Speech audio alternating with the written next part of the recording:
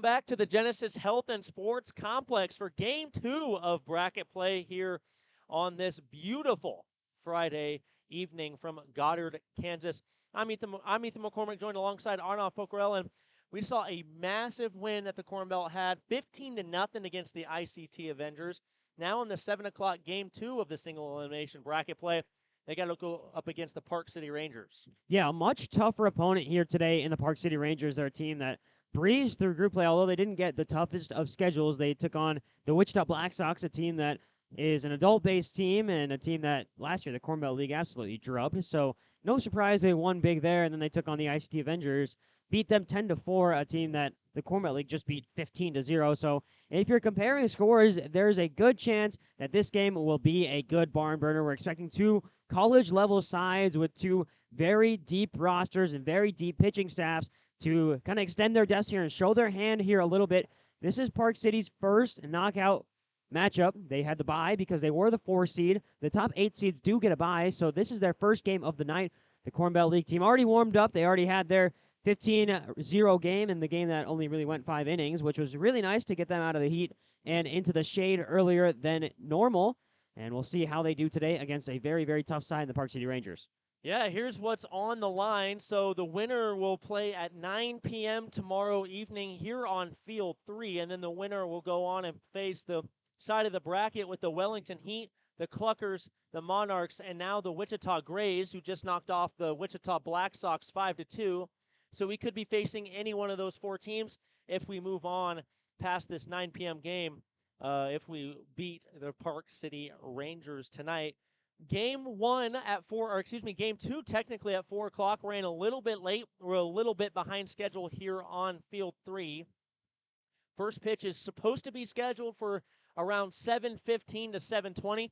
If that changes or anything else happens, we will 100% let you know right here on the Corn Belt League Network. But in the meantime, we're going to step aside. When we come back, we'll get you some starting lineups for today's ball game, as well as an update as how far we are away from first pitch right here on the Corn Belt League Network.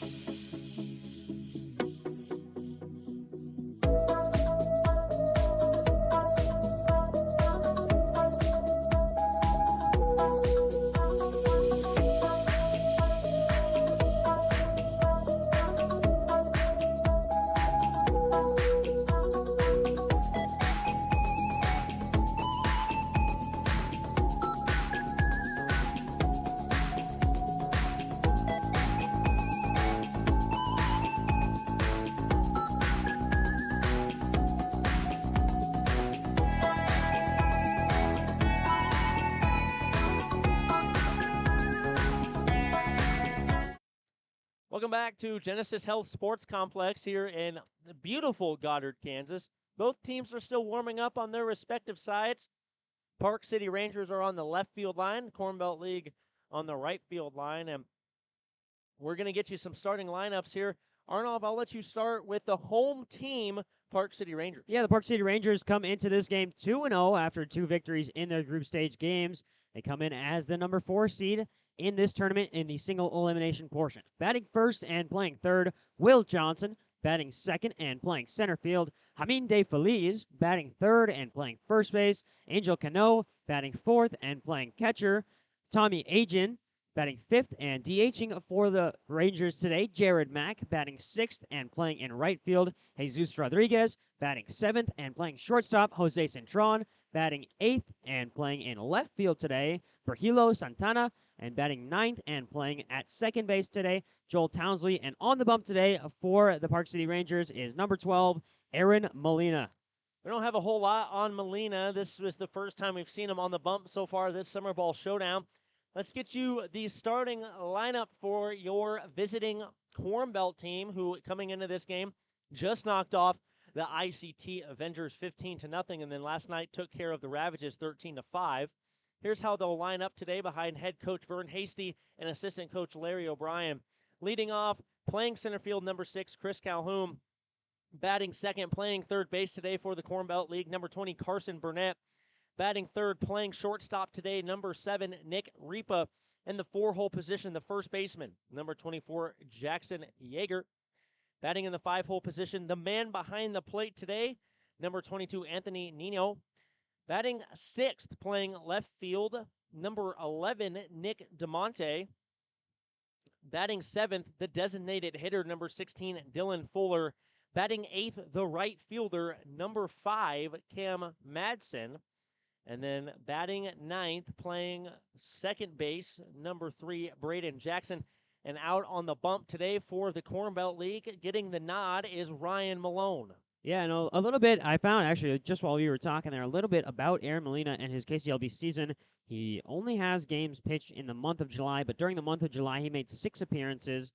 And in those 6 appearances, he pitched for 34 innings, while also only giving up 11 earned runs. So a 2.91 ERA throughout his 6 appearances in the month of July. He gave up 2 home runs, both in the same game. That one, the July 23rd game against the Valley Center Mud Daubers, a team that we are very familiar with here, as we were the first team to play them in this 2023 Summer Ball Showdown. But a very, very efficient pitcher. And the number that jumps out to me, 35 strikeouts, 6 walks on the season for Aaron Molina. Just a very, very consistent pitcher, and has reached pitch counts of over 100 in 2 of his outings in the month of July. He pitched very long outings. He has 93, 102, 93, 113 in a combined of the last 4 outings he threw. So a pitcher that has got a lot of stamina, doesn't lose his velocity when he gets into those later innings, and just a really standout guy. And they're throwing their best guy here. You don't want to get eliminated in the first round as a 4 seed who had a bye. I 100% agree. And when you look at this Corn Belt League lineup, they put together 18 hits in the last game. Everyone who started the game recorded a hit. It's the exact same lineup, give or take, Dylan Fuller coming in and DHing.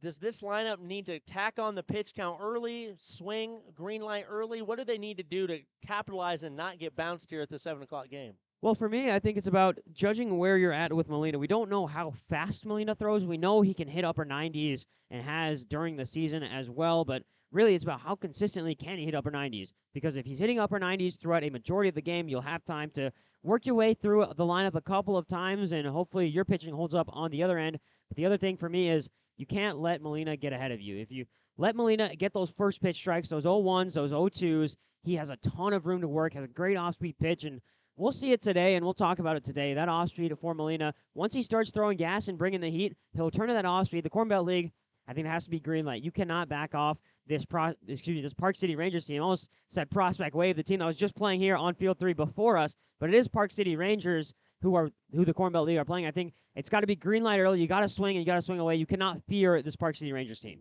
100%. We still don't know exactly when first pitch is. 7:16. Both teams are taking their ground balls on their respective sidelines. We'll step aside real quick. When we come back, it should be about time for first pitch here from Game 2 for the Corn Belt League and their bracket play here on the Corn Belt League Network.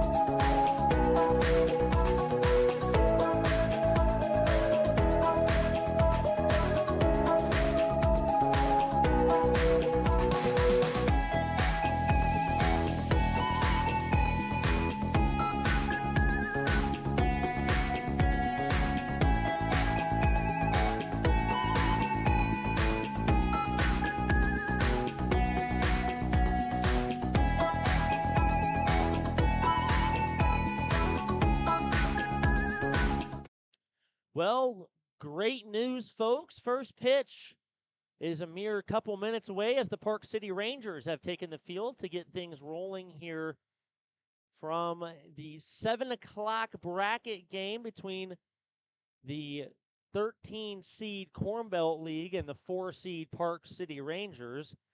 Once again, leading off, it'll be Chris Calhoun with Carson Burnett to follow. Nick Ripa batting in the 3 position. Jackson Yeager and Anthony Nino will take up the 4 and 5 with DeMonte, Fuller, Madsen, and Jackson filling out 6, 7, 8, and 9. So that's how the batting lineup will be arranged today for Vern Hasty's squad, who, if they get the win, will be playing at 9 p.m. tomorrow, August 5th. Yeah, and if they win this game, they'll play the winner of the New Lenox Pumas, another 2-0 team in bracket play. And they will play the Prospect Wave, who just beat the Midwest Moo in a game we were watching before this. So the Prospect Wave or the New Lenox Pumas await the winner of this one, the Park City Rangers and the Corn Belt League Omaha side. 100% is Vern Hasty, and Larry O'Brien, who is slowly making his way to a spot on the first base box, is talking to the umpire out there. It's been a 2-man umpire crew the whole time we've been here. I believe it'll stay the same way as well. I think we'll get a 2-man crew all the way until I believe that final day, the Sunday with the semifinals and the finals. I believe those will both be 4-man crews just because of the intensity, the heat of the moment. You don't want to make a wrong call in those big, high-intense games. But, I mean, there's been a couple of questionable calls, obviously, as there is with any umpiring crew. But for the most part, umpires have had control of the games. We've had umpires that have been quick to eject players, just like last night, where J.J. Garcia of the DFW Ravages got ejected pretty quick in their game against the Omaha side as the first pitch is in. As Molina starts off Christopher Calhoun with the first pitch strike, and that was a fastball right down the middle. As the 0-1 will be on its way, it'll be strike 2. Christopher Calhoun watches back-to-back strikes, and he's down quick, 0-2. And Molina's throwing fast right now. The 0-2.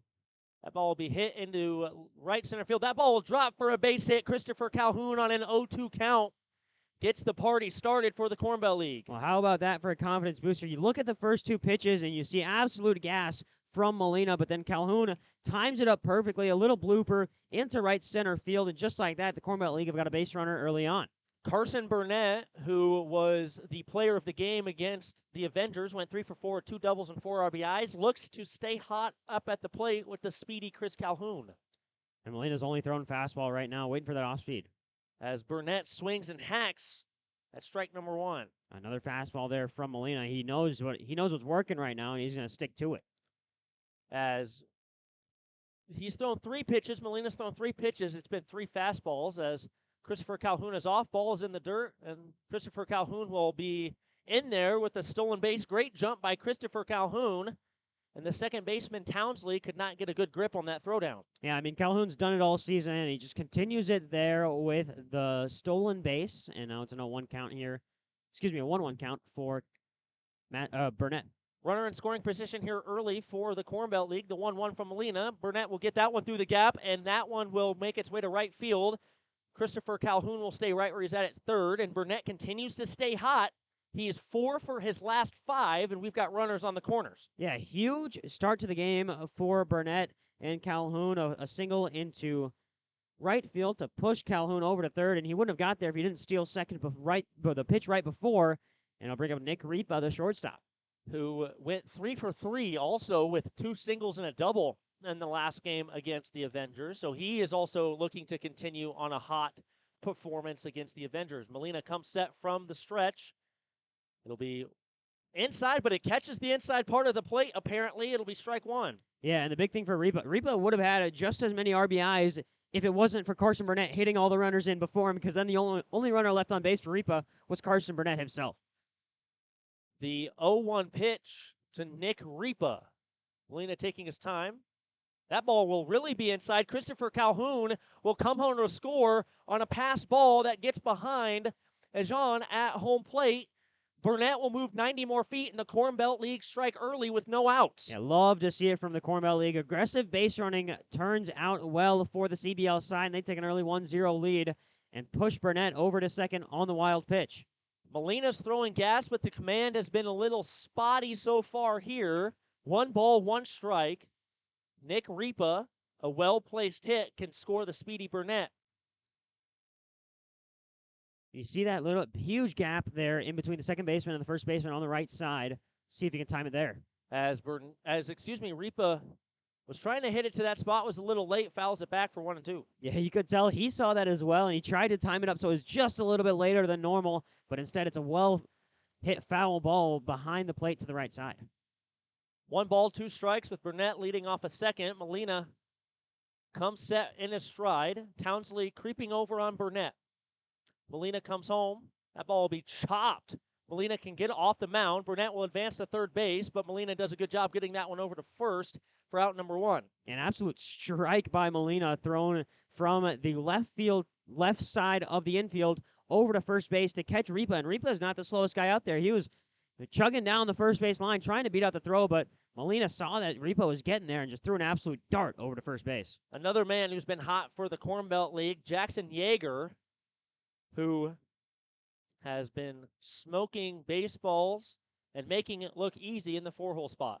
Yeah, and there's a reason he's batting cleanup. He has been absolutely electric these past few games since coming in for Matthew Rivers in the first game. Yeager will ground that one down the third base line, and Vern has to do a little skip-dee-dee-doo-dah to get out of the way. Yeah, Vern Hasey, former Marine, as he's very proud to tell you, and showing off the agility a little bit there as he gets out of the way of that ball that was rocketing towards him. Yeager awaits the 0-1. Nice breaking ball, catches the inside part of the plate. Pitcher's friendly zone we've seen so far here. Hitters have got to be ready to swing. Yeah, but an 0-2 count, and that's how the Corn Belt League got their first hit, was on an 0-2 count. We'll see if Yeager can do the same. 0-2 to Jackson Yeager. Swing and a miss by Jackson Yeager as Molina unloads a fastball right by Yeager for out number 2. So far, we've only really seen fastball from Molina. Saw one changeup earlier in the inning, but other than that, it's been all gas.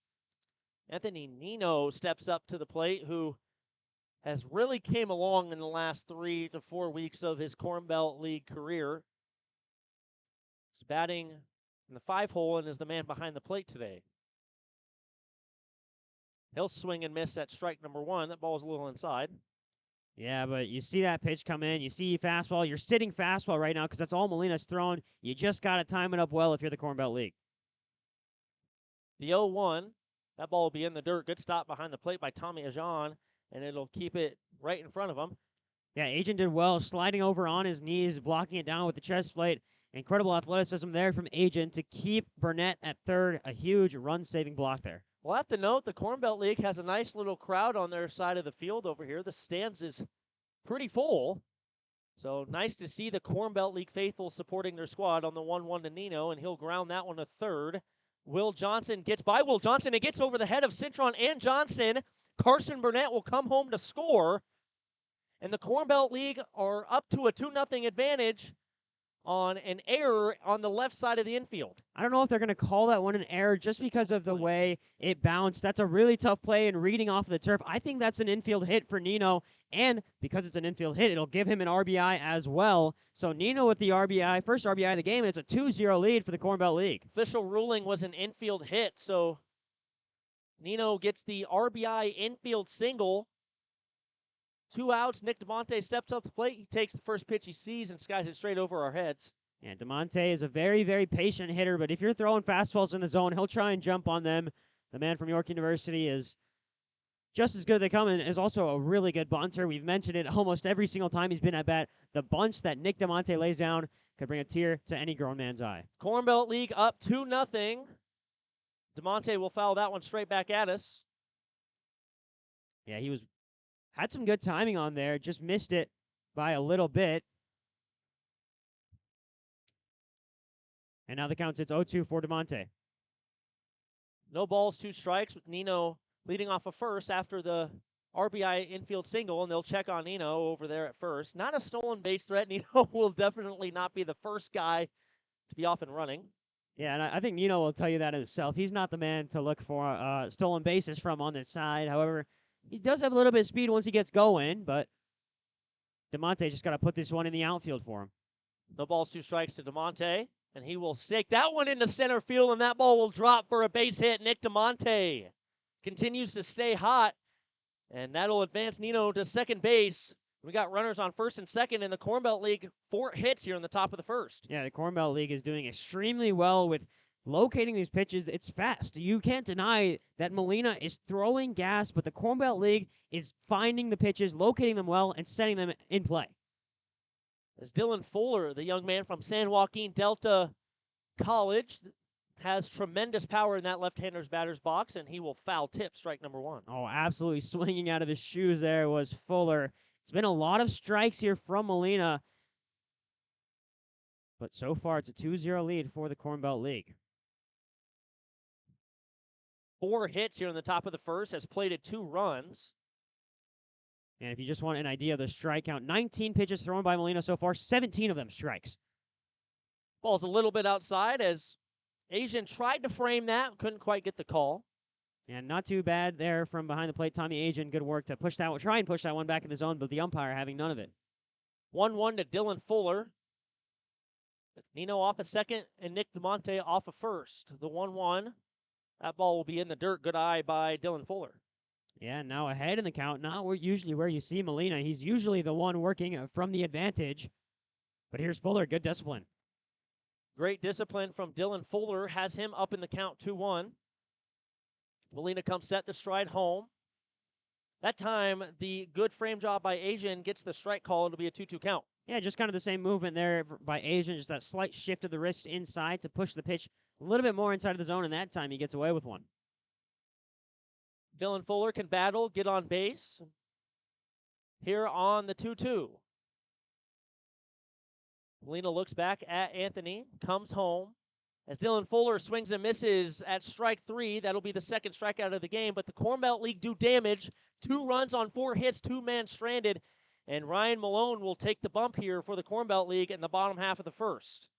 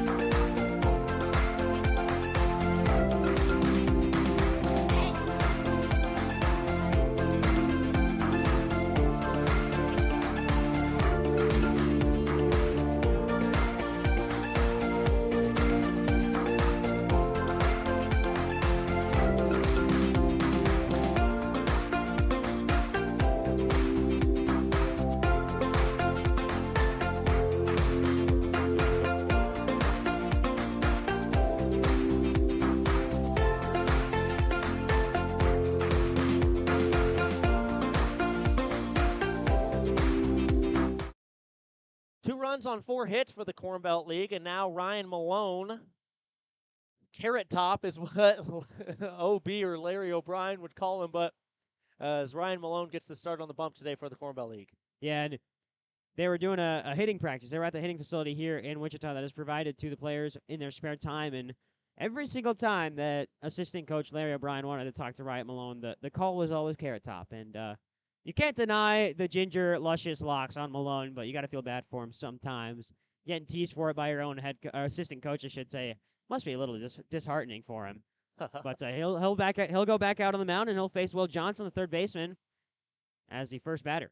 If you recognize the name Will Johnson, we had a Will Johnson in the Corn Belt League, played for the Royal Blue Dogs. So if you recognize the name, not the same guy, but Will Johnson nonetheless, and Malone will first pitch breaking ball inside for ball 1. Malone's got a 3-pitch mix. He'll go fastball, changeup, and a curveball.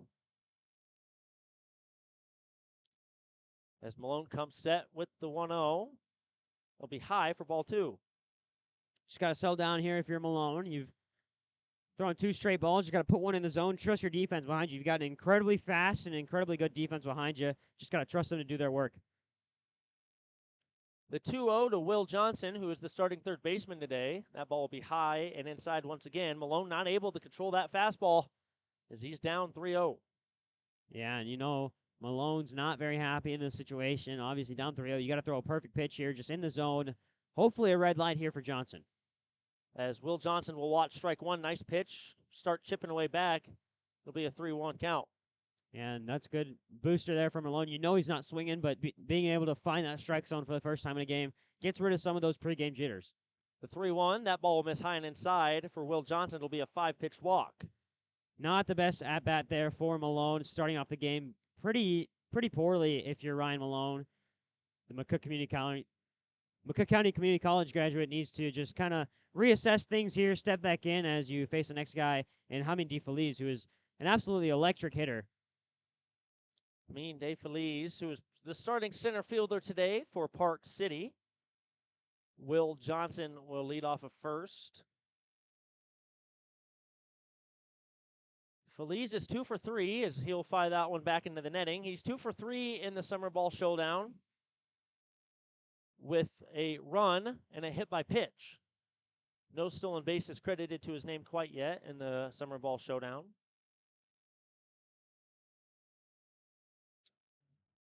Malone comes set, the 0-1 to Feliz. Feliz will swing and a miss, and Malone gets a fastball by Feliz for strike number 2.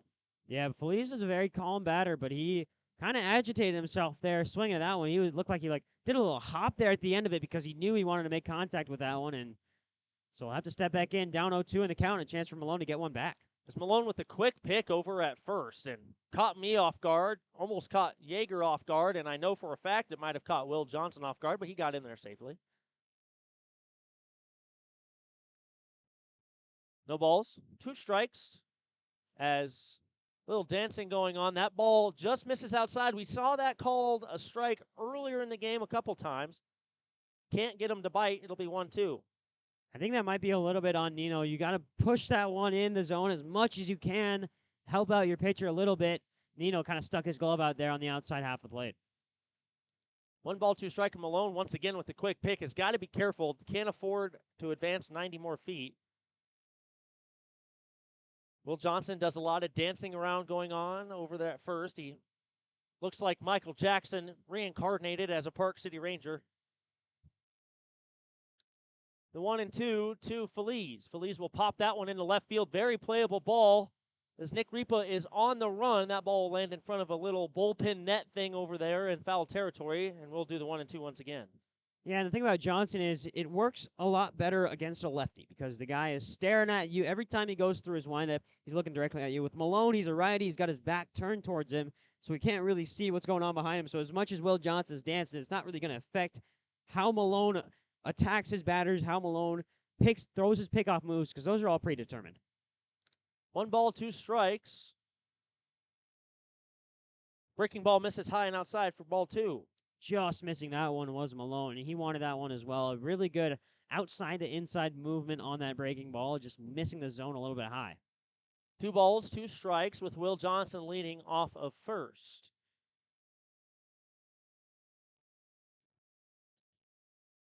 The ball will be grounded in front of the Corn Belt League faithful, and we'll do a 2-2 once again.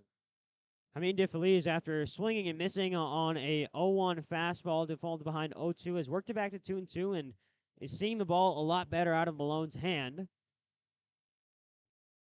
We'll see if Malone can switch things up here. Malone comes set, ready to deliver the 2 ball, 2 strike. And we're going to say a balk, as Malone did not come set, so Will Johnson will advance 90 feet nonetheless without even a pitch being thrown. So it should still be 2 balls, 2 strikes.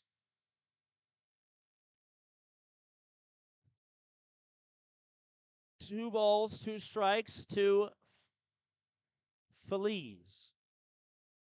The pitch.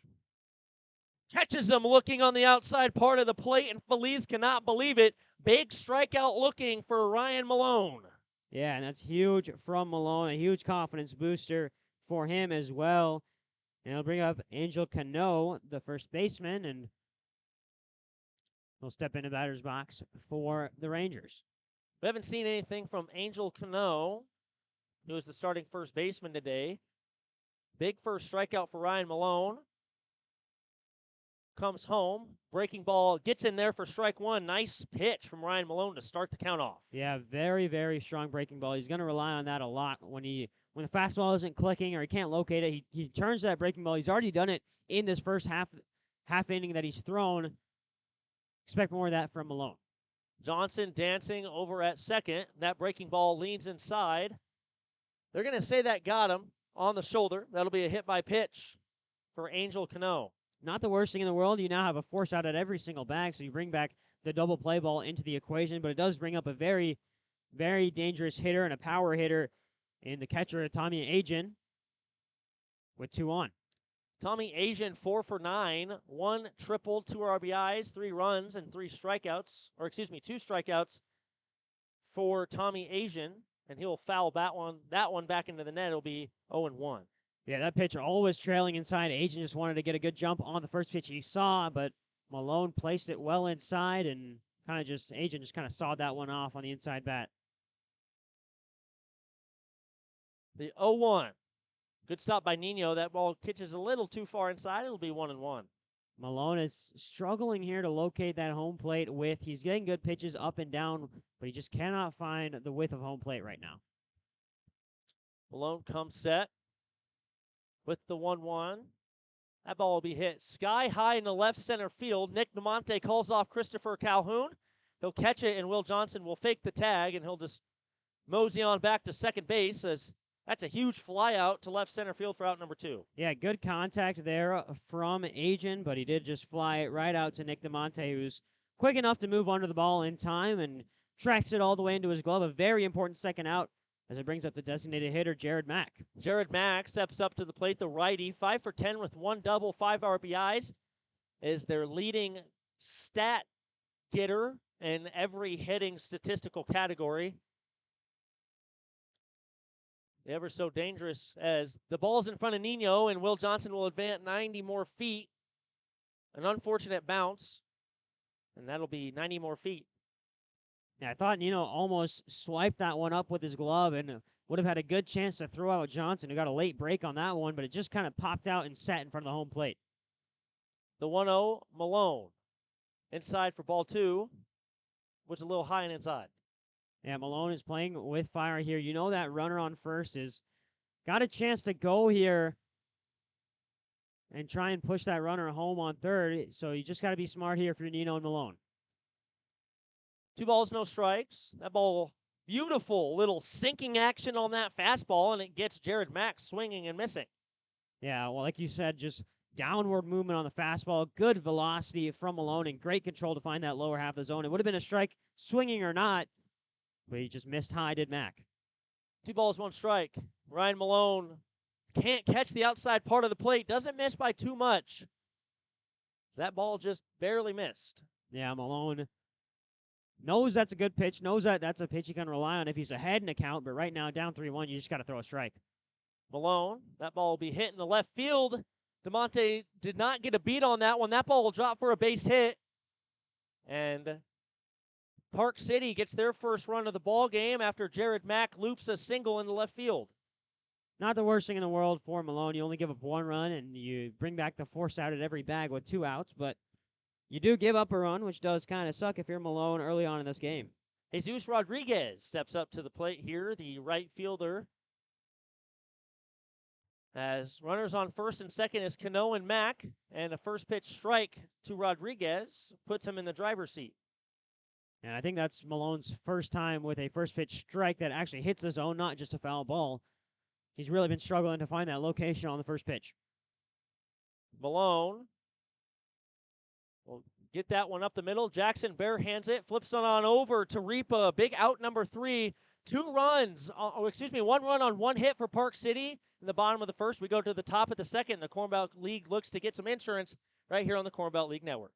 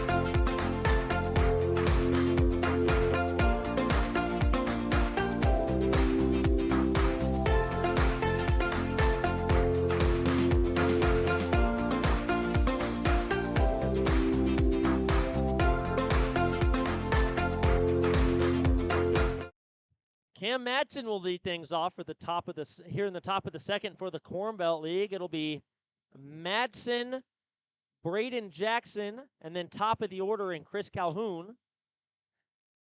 As Molina was pretty good in that first inning, despite the fact of allowing 4 hits on 2 runs. He threw a lot of strikes. Very, very high percentage strike thrower for Molina. So the Corn Belt League hitters know that now, and all you have to do is just get a ball to a bat. He's throwing it hard enough to where you don't have to kill the ball for it to go into the outfield. You just got to place it, contact it well. As Madsen will watch strike 1. Molina threw 23 pitches in that first inning. 19 of them were strikes. So he's going to load up the strike zone. The 0-1, and Madsen will hack at that one into right field. That ball is going to be in no man's land, and it'll be caught by the first baseman, Angel Cano, for out number 1. Yeah, good work by Cano. Called everyone off. Knew he was getting there. A little bit of an awkward trot. He's doing this weird, like, backward side shuffle thing with his feet, but eventually he gets there, calls everyone off, makes the catch, and it's 1 away in the top of the second for the Corn Belt League. Braden Jackson steps up to the plate, had a pair of hits in the last game against the ICT Ravagers. ICT Avengers. Oh, my bad. I was so used to the Dallas Ravages, yeah. Yeah. As Jackson will watch ball 1, the 5th ball only that has been thrown by Molina. And it's a rare sight to see, so it's always good to watch a pitch go by and have it be a ball. The 1-0 to Jackson. He'll swing and miss at strike number 1 as Molina blows the heat by Jackson. Yeah, Molina is just absolutely firing on all cylinders right now. He's still only thrown 1 changeup. He's only thrown fastballs this inning so far. Corn Belt League just can't sit on it right now. The 1-1, and Jackson will ground that one over to his counterpart in Townsley. Townsley will just get it on over to first base and Cano for out number 2. Yeah, good contact from Jackson. You put the bat to the ball, you put it in play, just at the wrong spot. If you're Jackson, it's 2 away here in the top of the second, but it'll bring up top of the order in Calhoun, who got a hit last time. He scored the first run of the game for the Corn Belt League as well. Like you said, a hit, scored the run, and also had a stolen base when he was on base, and he'll see a first pitch swinging for strike number 1. Yeah, once again, I love the swing here. I love the aggressiveness from the Corn Belt League batters swinging at the first pitch because you know it's probably going to be in the zone if it's from Molina. The 0-1 to Christopher Calhoun, sets up outside, gets the outside call for strike number 2. Yeah, Calhoun, they're not happy with that one. That's a call that Malone wasn't getting in the last inning, and now for Molina to get it in this inning, feels a little tough for him, but he has to adjust with the 0-2. The 0-2 to Christopher Calhoun, and he'll take that one into center field. He'll have to run up on it, and that ball will drop for a base hit. Christopher Calhoun starts today's ball game 0 for 2 as Jamin Felez could not get into that ball in time, did not make a diving effort for it, and he's 2 for 2. Yeah, Jamin DeFeliz saw that ball dropping very quickly. He could have made a diving effort at it, but instead elected to just keep the runner at first because if he dives and he misses at that, there's an opportunity for multiple extra bases there, especially with the guy as fast as Calhoun. I like the move from DeFeliz. You give up a hit, you give up a runner on first, but there's 2 outs. If you can get Burnett here, you're safe. Carson Burnett, who is 4 for his last 5, had a base hit as Christopher Calhoun gets caught leaning, but he'll be safe on the pickoff attempt. But as I was saying, Carson Burnett's 4 for 5. He had a single and later came around to score in his last at-bat. Christopher Calhoun is a threat to steal. He did so last time he was on base in the top of the first. Jumps around a little bit. Burnett takes that first pitch, and that ball will be just foul. It was hanging up there. Burnett wanted that to thread the first base line, couldn't do so. It'll be a first pitch strike. And it'll be a chance to go again here for Burnett. He was not happy with the contact he got on that one and wished he could have hit it a little bit better. It was a little bit too late on that one. Sending it to the first base side and just out of play. He'll get another chance to advance Calhoun here on the 0-1. 0-1 pitch, and Molina takes his time out on the mound.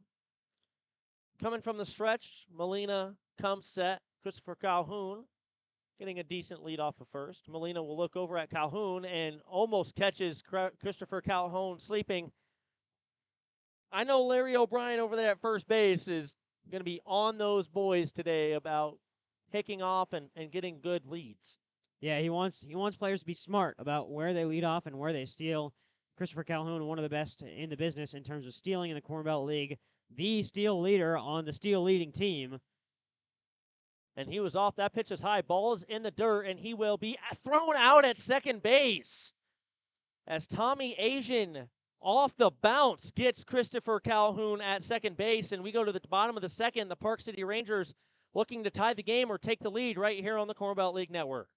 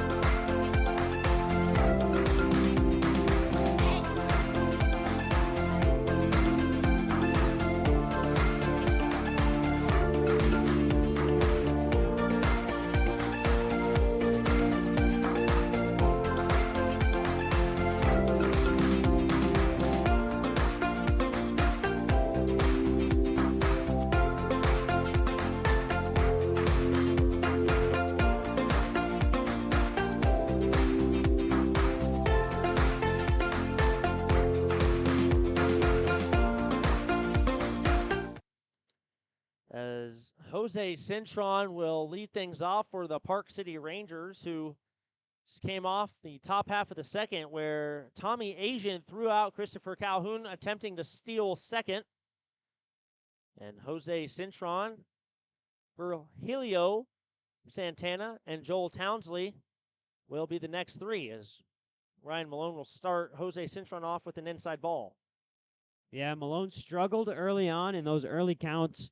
Fell behind pretty often in the first inning, was able to get out with only one run given up, but needs to start getting ahead of hitters here if he wants to keep this game going. Malone loads up the strike zone for strike number one. It's 1-1 count. And right on cue, Malone just goes outside half of the plate, low corner, and hits it perfectly. Just needs to keep replicating those corner painting jobs as Malone gets set. Malone comes set with the 1-1, comes home, misses a little bit high. That looked like a pretty good pitch initially for ball two. I think the strategy for Malone is throw right around the zone, try and get the batters to chase, but right now he's just got to load up the strike zone. 2 balls, 1 strike to Cintron. That ball will be hit very high, but it'll stay shallow, and Jackson can camp underneath that one for out number 1. A 4-pitch out for out number 1. Yeah, good work there from Malone. Like I said, just got to load the strike zone and trust your defense to do the work behind you. And Jackson gets under it, sees it well all the way throughout the sun. They're not battling any sun. The outfield, the sun is setting to our right, so Jackson not affected by the sun there and just tracked it all the way into his glove. Virgilio Santana, playing left field, will step into the batter's box and will take strike number 1 that catches the inside upper part of the zone. Yeah, great work from Malone there. Now getting those first pitch strikes and being able to work from ahead in the count instead of behind. The 0-1 from Malone. That ball will be hit very hard into center field. Christopher Calhoun goes back, reaches, makes the catch. Tip your cap, Ryan Malone. Christopher Calhoun with the acrobatic catch at the Eddie sign on the wall. A acrobatic catch from Chris Calhoun.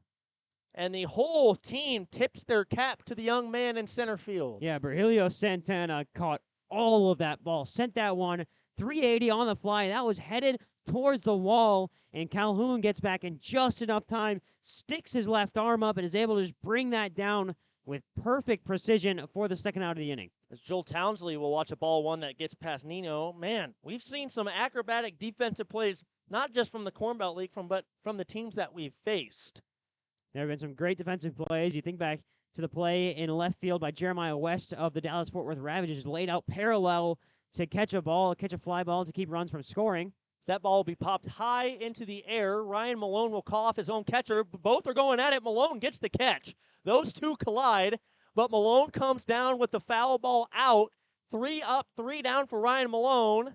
And we'll go to the top of the third, and the Corn Belt League defensively got it going, and they look to get the bats going in the top of the third.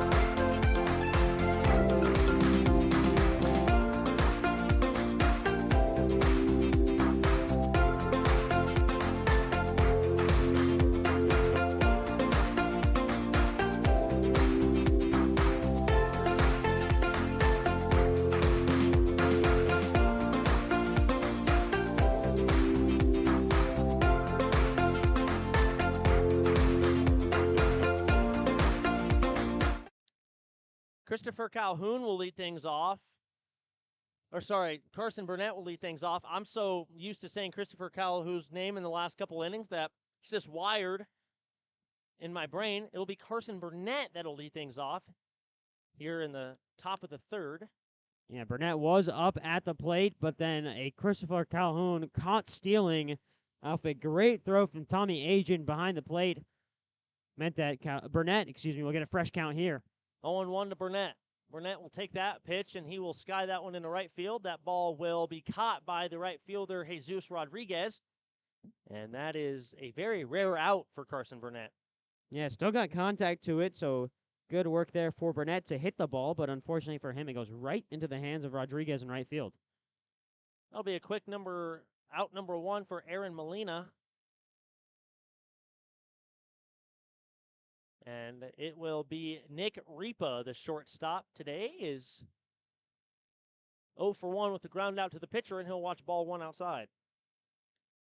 Once again, a very rare first pitch ball from Molina. Usually we see him load the strike zone, so he's able to work from ahead in the count, an 0-1 count. Instead, now he's behind 1-0.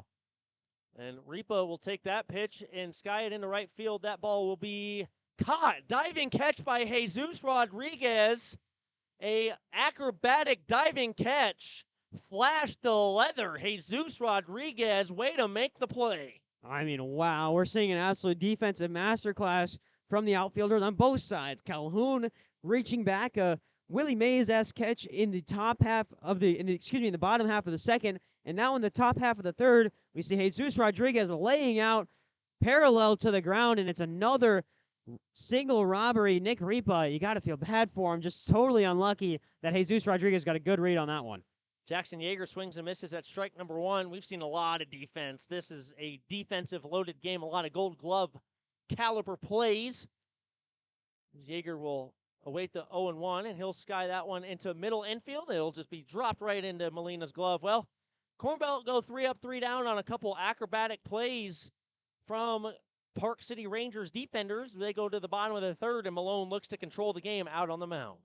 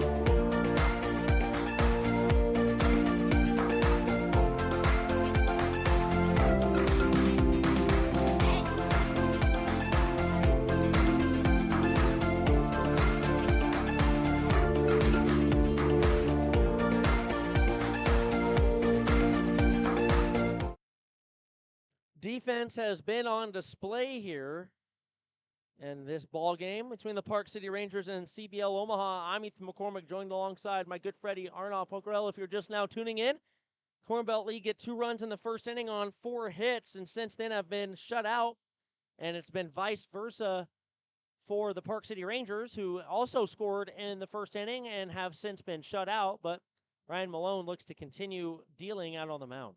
Yeah, Malone did really well last time up. Forced a pop out to the second baseman, a fly out to the center fielder, that acrobatic catch by Calhoun that we were mentioning earlier in the inning, and then a pop out in foul territory that he caught. He collided with Anthony Nino there, making that catch, but either way, got the out, and now fresh slate here in the third. As that ball will be grounded on over to third by Will Johnson, Burnett will get the ball and throw it on over to first. A 1-pitch out number 1 from Ryan Malone. Yeah, good work there from Burnett. Made the transfer really quickly because he didn't have time. Johnson flying down the first base line. Burnett catches that one out of midair, just kind of plucks it out, transfers over to his right hand, fires across, an accurate throw for the first out. As Hameen Feliz steps up to the plate. He is 0 for 1 with a strikeout looking in his first plate appearance. No watch, ball 1 high. Yeah, Hameen De Feliz just a really good hitter. Just needs to find that groove here, and he's up against Malone for the second time in this game. As Malone will sky that one into shadow infield, and Repa will get underneath that one. 3 pitches, 2 outs here, and Malone is cruising out there on the bump. Yeah, he's doing extremely well, just forcing weak contact. That's really what's been the key for Malone. Don't work that pitch count too high. Sure, the bats are hitting the ball, but you're trusting your defense, and it's turning out well for Malone. Yeah, he's been able to really conserve his pitch count so far in this bottom half of the third, and Angel Cano, who got hit by a pitch, will ground that one up the middle as Nick Repa cannot dive to his left and get to that one in time. It'll be up the middle for a base hit. Yeah, Cano hit by pitch, and then his first time actually seeing a pitch from Malone. He'll turn it up the middle of the infield for a single into center, and he'll bring up Tommy Agin, who threw out Chris Calhoun to end the second inning for the Corn Belt League. That was the 36th pitch with 37 coming up. 22 strikes, 21 strikes, 15 balls for Malone.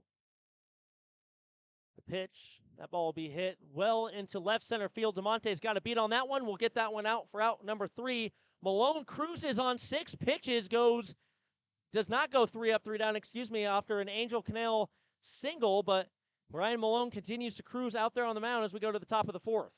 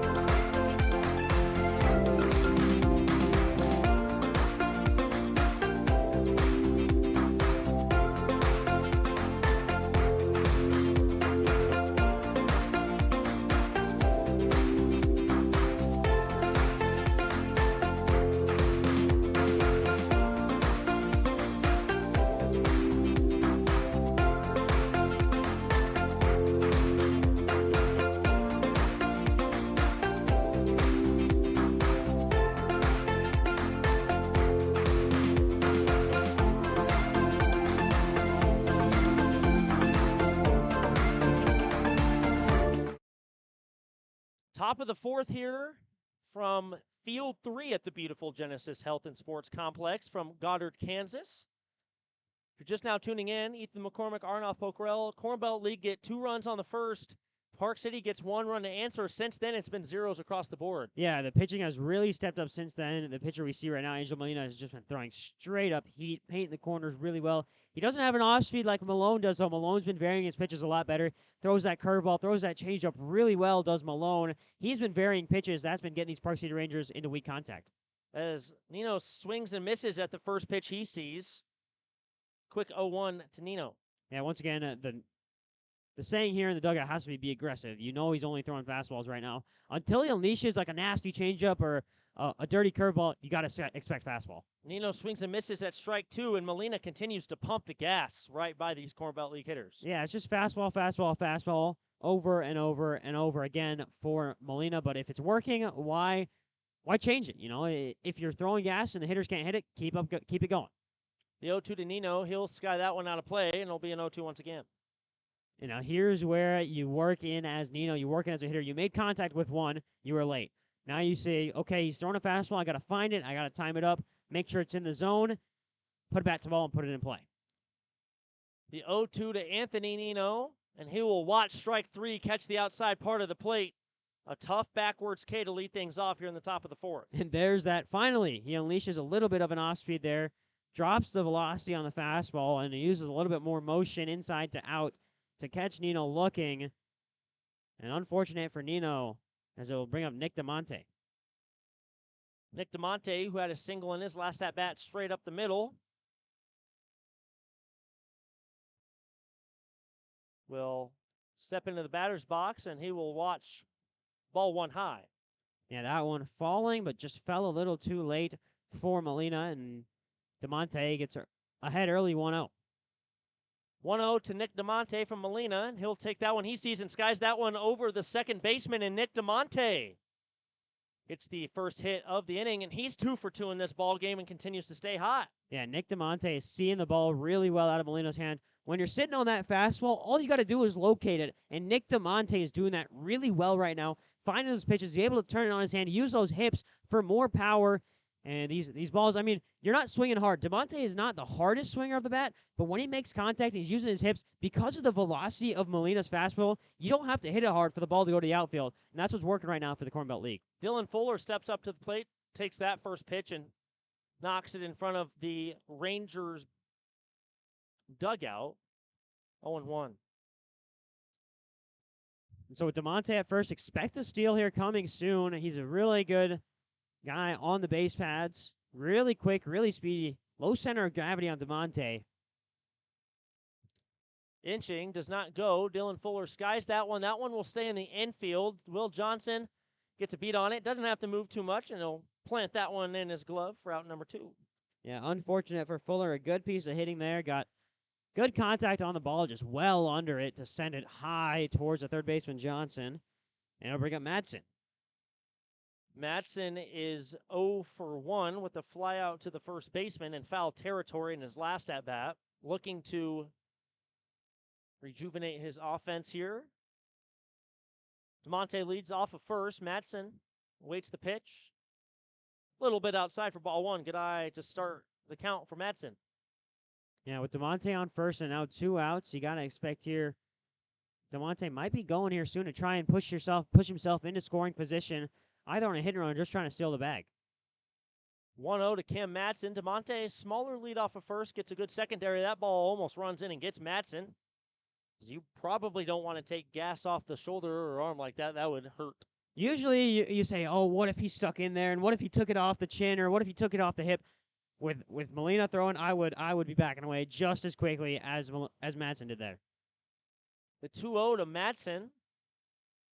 He'll take that pitch and loop it into center field. That ball will drop for a base hit. A loop single for Cam Madsen keeps the inning alive for the Corn Belt League. Yeah, 2-out hitting. We saw a lot of it in the last game against the ICT Avengers. The Corn Belt League is really good at getting bats on balls with 2 outs in the inning, and it pushes DeMonte to second and pushes Madsen to first, and it'll bring up Braden Jackson.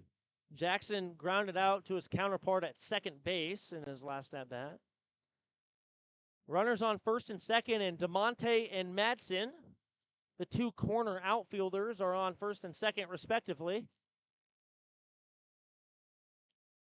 And Molina takes his time, comes set in the stretch, strides home. That ball will be outside for ball one. Good eye by Jackson. Molina has, in this half inning, has missed the zone a lot more than he's missed this entire game. I believe he's thrown more balls in this half inning alone than he has the entire game before this. Maybe, just maybe, losing a little bit of that control, but with a pitcher that can go deep like him, you'll expect he'll get it back soon. The 1-0, that ball will be outside once again. 2-0, back-to-back pitches catching the outside part. Yeah, just missing it, not by much, and maybe he's expecting Agent to frame it a little bit better, maybe set himself up on the outside so he can push it inside. But right now, Agent is just set up straight up on home plate, and I think Molina's going to have to adjust to that. 2-0 to Jackson. That time the outside pitch gets inside the strike zone for strike number one. I think that's the pitch that Molina's been trying to find those last three pitches, and finally, on third time's a charm for him. After throwing two balls in the outside half, he'll put one in the strike zone for 2-1.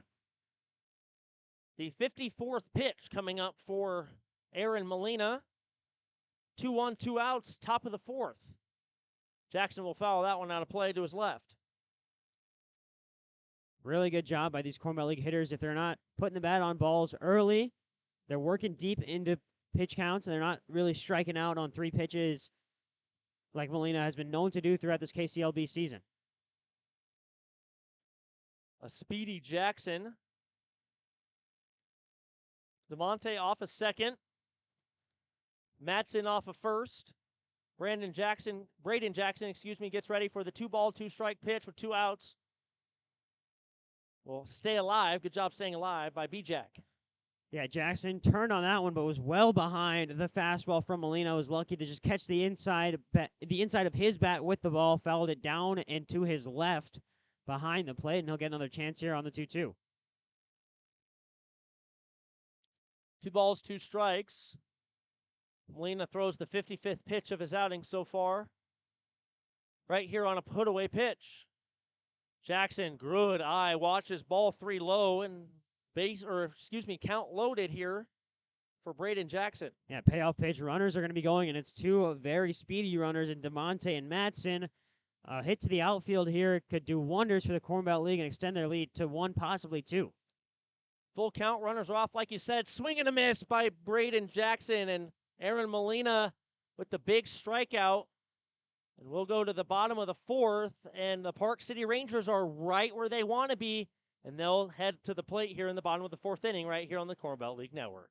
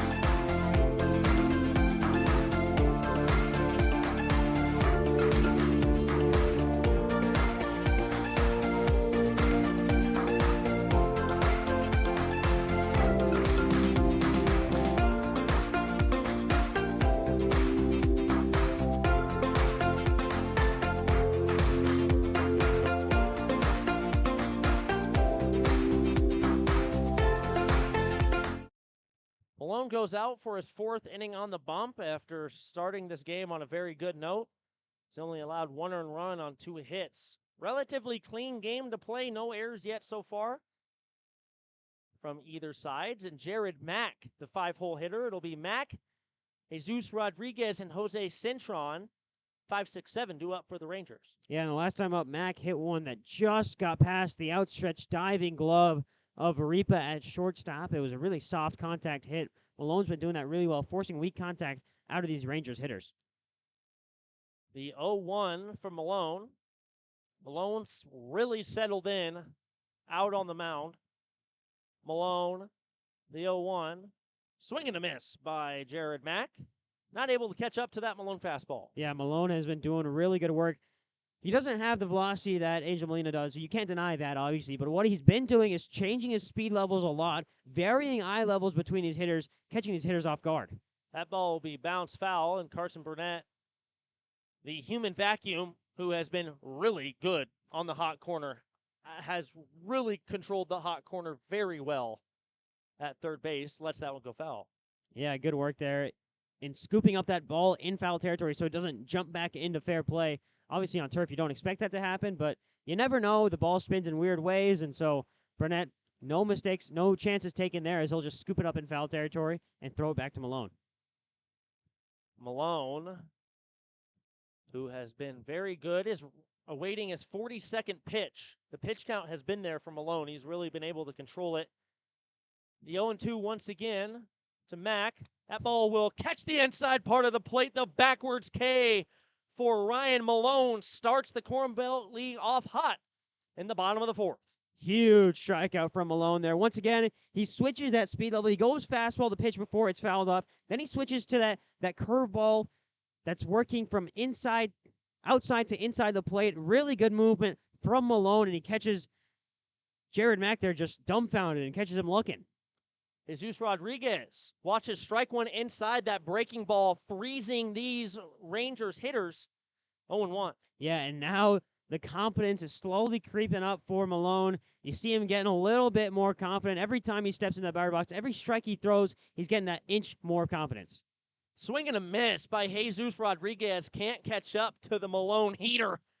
Yeah, and this is electric stuff from Malone. I mean, we saw it 2 nights ago with Urban when he came in relief, and he was just pitching lights out, and just absolutely everything was working. The off speed was working. The fastballs were located well. After a shaky first inning, Malone has been just that guy. Rodriguez gets jammed up, fouls that one off down the right field line. 0-2 once again. Not the worst place to put a pitch in play is in foul territory for Malone. It gets you another chance to reset. Still keeps the count 0-2. You've got a few pitches to throw away here. Maybe try and catch Rodriguez chasing. Swing and a miss. That ball will be a drop third strike. Nino will throw that one over. Great pick by Jackson Yeager after Nino throws that one in the dirt. It's quite the sequence that just happened there, but nonetheless, out number 2. Yeah, that was a little bit scary there from Nino. The strikeout will go into the book as a strikeout, thankfully, for Malone after Nino was able to pick up the drop third strike and fire it, and then Yeager comes up with the pick. That's a huge pick by Yeager. That saved a runner right there. That saved from a runner getting on, and that's a huge second out. Yeah, that's Malone's 3rd strikeout of the day in 4 innings of work. Has been really, really consistent with the weak contact, and now he's getting those strikeouts by varying his pitches. As the beautiful breaking ball gets in there for strike 1, and Malone has really settled in. Yeah, he's turning the heat on just a little bit now. He doesn't throw velocity. He's throwing his pitches the way he knows how to throw them, and right now it's working for the Corn Belt League side. And you think it's got to inspire this confidence in the defenders and in the bats in the next half inning. Swing and a miss by Jose Cintron, and Ryan Malone has his cruise control on right now. Absolutely electric from Malone, the man from Cook County Community College, right out of Bennington High School. Yes, One sir. of your high school teammates, Ethan, and it must be inspiring to see him out there dealing in a high-pressure situation. 0 balls, 2 strikes. That one will be grounded over to Ripa. Ripa gets the hop, throws it on over to Yeager in time. 3 up, 3 down for the Corn Belt League in the bottom of the 4th, and they've got things right where they want them, right here on the Corn Belt.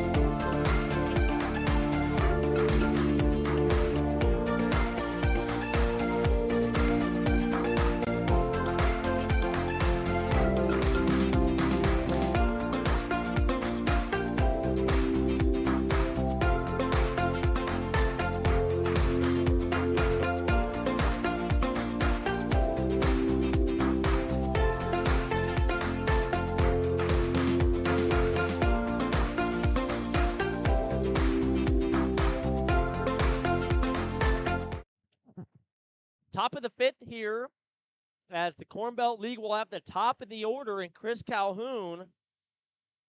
Here in the top of the fifth, it'll be Calhoun, Burnett, Ripa. Corn Belt League are looking to get some insurance runs. Yeah, Calhoun is 2 for 2 on the day. He scored a run in the first inning, was caught stealing in the second to end the top of the second inning. Now has a chance in the fifth to add to his stellar day already. And Christopher Calhoun swings and misses at strike number 1. That's been a very common theme. Is Calhoun, I believe, has swung and missed on every single first pitch he's seen, but then has came back and fought back to get some hits. The 0-1 to Calhoun. That one will be hit to second base. Townsley gets it, throws it on over to first in time. 2-pitch out there for Aaron Molina. Yeah, efficient work from Molina to get the first out of the inning, and well, to bring up Carson Burnett, the man who was the hot hand in the last game, started this game off well with a single to right, but then flew out to right the next time he was up in the third as well. So, chance to get back on track here for Burnett and the Corn Belt League side. Burnett looking to stay hot. Gets ready from the pitch from Molina. Will take that first pitch and absolutely rocket it into the net behind him for an 0-1 count. Yeah, foul ball, but Burnett really timed it just a little bit late, but he got good contact on it, and they'll go back in down 0-1, and Molina works ahead in the count yet again.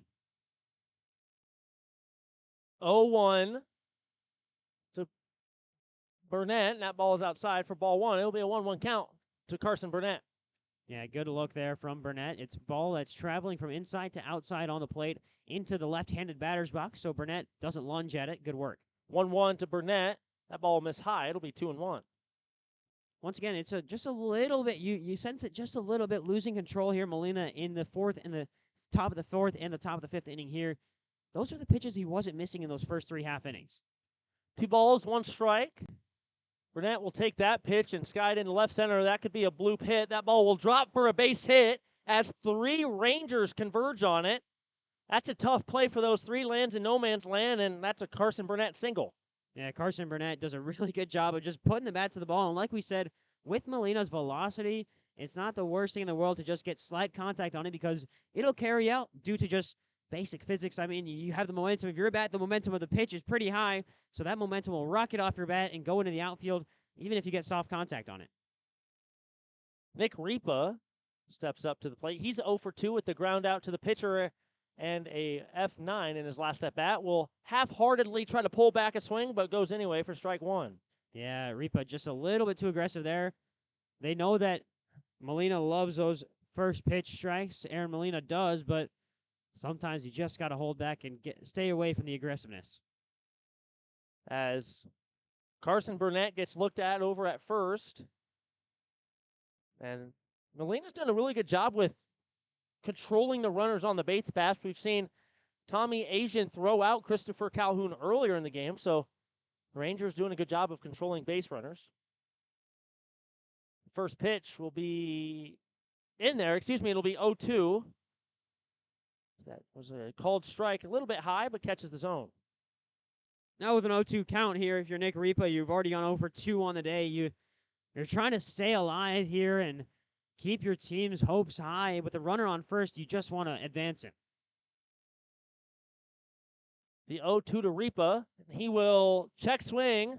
They're going to say he did not go. They'll appeal down to the field umpire, and they'll say no, did not go. Yeah, Ripa got away with one there. He did check it, and was not wrong about that call, but I thought he was about to go just like he did on the first pitch of the at-bat, where he just kind of tried to check it and didn't fully pull it back. Was able to hold that one back to keep it a 1-2 count. 1-2 to Nick Ripa with Carson Burnett. Carson Burnett is off. That ball will be in the dirt. That throwdown will not be in time. Carson Burnett avoids the tag at second base, a clutch stolen base. Yeah, stolen base on the ball as well. So thankfully for the Corn Belt League, you don't get that strike him out, throw him out situation, as the count now sits 2-2 with the runner in scoring position. Yeah, now a runner in scoring position. You got 2 balls, 2 strikes. Got to make contact here if you're Ripa. You just cannot go down on strikes. 2 balls, 2 strike pitch. Ripa will ground that one down the third base line. Just over the outstretched hands of head coach Vern Hasty there on the third base side, and he shouts some words of encouragement there to Ripa. with a man on second and Burnett. You just got to push him over to third and trust in the rest of your offense to do the same work. Got Yeager on deck, Anthony Nino in the hole as well. So some good bats following you here if you're Ripa. 2 balls, 2 strikes to Nick Ripa. Burnett leads off a second. As Ripa continues to stay alive, good battle by Nick Ripa. Fouls that one out of play. Even if this one ends in and out for Ripa, it's a good work here to keep upping that pitch count for Molina. Not used to these types of outings in this tournament is Molina. It's the first time pitching here. New mound, different setting entirely. Just got to work him till he's tired. 2 balls, 2 strikes to Nick Ripa once again. Does not catch the inside part of the plate. That'll be a big ball 3. Full count for Nick Ripa. Yeah, and after being down 0-2 in the count, Ripa's worked it back to a full count here, working against Aaron Molina. And Molina now has to throw his best pitch, which is probably going to be a fastball, trying to paint one of those corners. Full count pitch from Molina to Nick Ripa. 1 out. Nick Ripa continues to stay alive. A very strong quality AB right here from Nick Ripa. Yeah, and Aaron Molina went fastball there again. You've seen it. He actually started working in that offspeed a little bit more here, working against Ripa. But Ripa timed that one well to keep it foul, keep himself alive. And an incredible at-bat here between Ripa and Aaron Molina. 3-2, 1 out as Nick Ripa continues to battle up at the plate. Burnett, decent lead off a second. That ball will be inside for ball 4. An amazing at-bat by Nick Ripa, and he wins the battle. There's not many times where a walk can inspire a team. I think that one may just be one of them. Jackson Yeager comes up now with 2 on, 1 out because of Nick Ripa absolutely battling. And look at Larry. You can't look at it, but Larry O'Brien is over there giving Nick Ripa words of encouragement. Gave him a little pat on the back. It's emotion that we don't normally see from Larry O'Brien out there at the first base. In the first base coach box. Head coach for the Park City Rangers going out to talk to his starting pitcher as the infield converges in, as Burnett had a single, and then Nick Ripa had a 9-pitch at-bat to draw a walk. And there's 1 out for the Corn Belt League. We haven't seen anyone active in the bullpen over there for Park City yet. So I think this one is just kind of a, hey, I trust in you. We're still only down by 1 run. Let's keep it that way. 1 out, force out on every bag. So the double play ball is still very much in equation here. If you're Park City, just say, hey, I trust you. You're my starter. I picked you in this high-pressure game because you're a guy who's been proven in the KCLB. Just go out there, do your thing, is probably what the message is here for Aaron Molina. As Molina is just looking to get out of this inning, his pitch count is above 70 currently. As you mentioned earlier in the broadcast, that Molina can be an Iron Man earlier in the season, topped out over 100 pitches twice. He's thrown 72 in this ball game through 4 1/3. And he's got a very dangerous Jackson Yeager up at the plate. Yeager 0 for 2 today, a strikeout and a pop out right back to the pitcher, so see what he can do here. Yeager will watch ball 1 outside. As you can tell, that Molina's starting to lose that command ever so slightly. Just a little bit there for Molina. He's still got the velocity, but he just can't locate the pitches like he did in those first 3 half innings. As Yeager will swing and hack at strike 1, wanted all of that one. If that ball would have made contact with the barrel, that one could have done some damage. Yeah, Yeager just absolutely corked himself, used the hips, took a big step there, trying to pull power into that one and pull it into left. Instead, he missed entirely. It's a 1-1 count. As Yeager will swing and put a charge into one to left field. The wind must have killed that one for out number 2, and Santana will control that one for out number 2. Not going to lie, I felt like a Cubs fan and got really excited for an average pop out. Yeah, I mean, as soon as I saw it, I thought that one was going to go a lot further than it did. I mean, Santana's not too far back in terms of where he's positioned on the field in left. I mean, he's maybe 30, 35 feet in front of the wall. He didn't even move at all. He just washed it right all the way into his glove. Yeager extremely unlucky. If he's just a fraction or 2 of a second earlier there, that one's in the gap. 4 2/3 innings for Aaron Molina, and he has struck out 4 and has walked 1. The first walk actually was issued to Nick Ripa, and Anthony Nino Well, half swing, but it'll be a called strike anyway. Yeah, Nino just needs to up that plate discipline right now. He got a single his first time up, but then struck out looking his next time up. No balls, 1 strike. Burnett leads off a second. Ripa off a first. Nino will swing and miss at strike number 2. Back-to-back strikes from Aaron Molina, and he's in the driver's seat to get the Rangers out of another tough jam.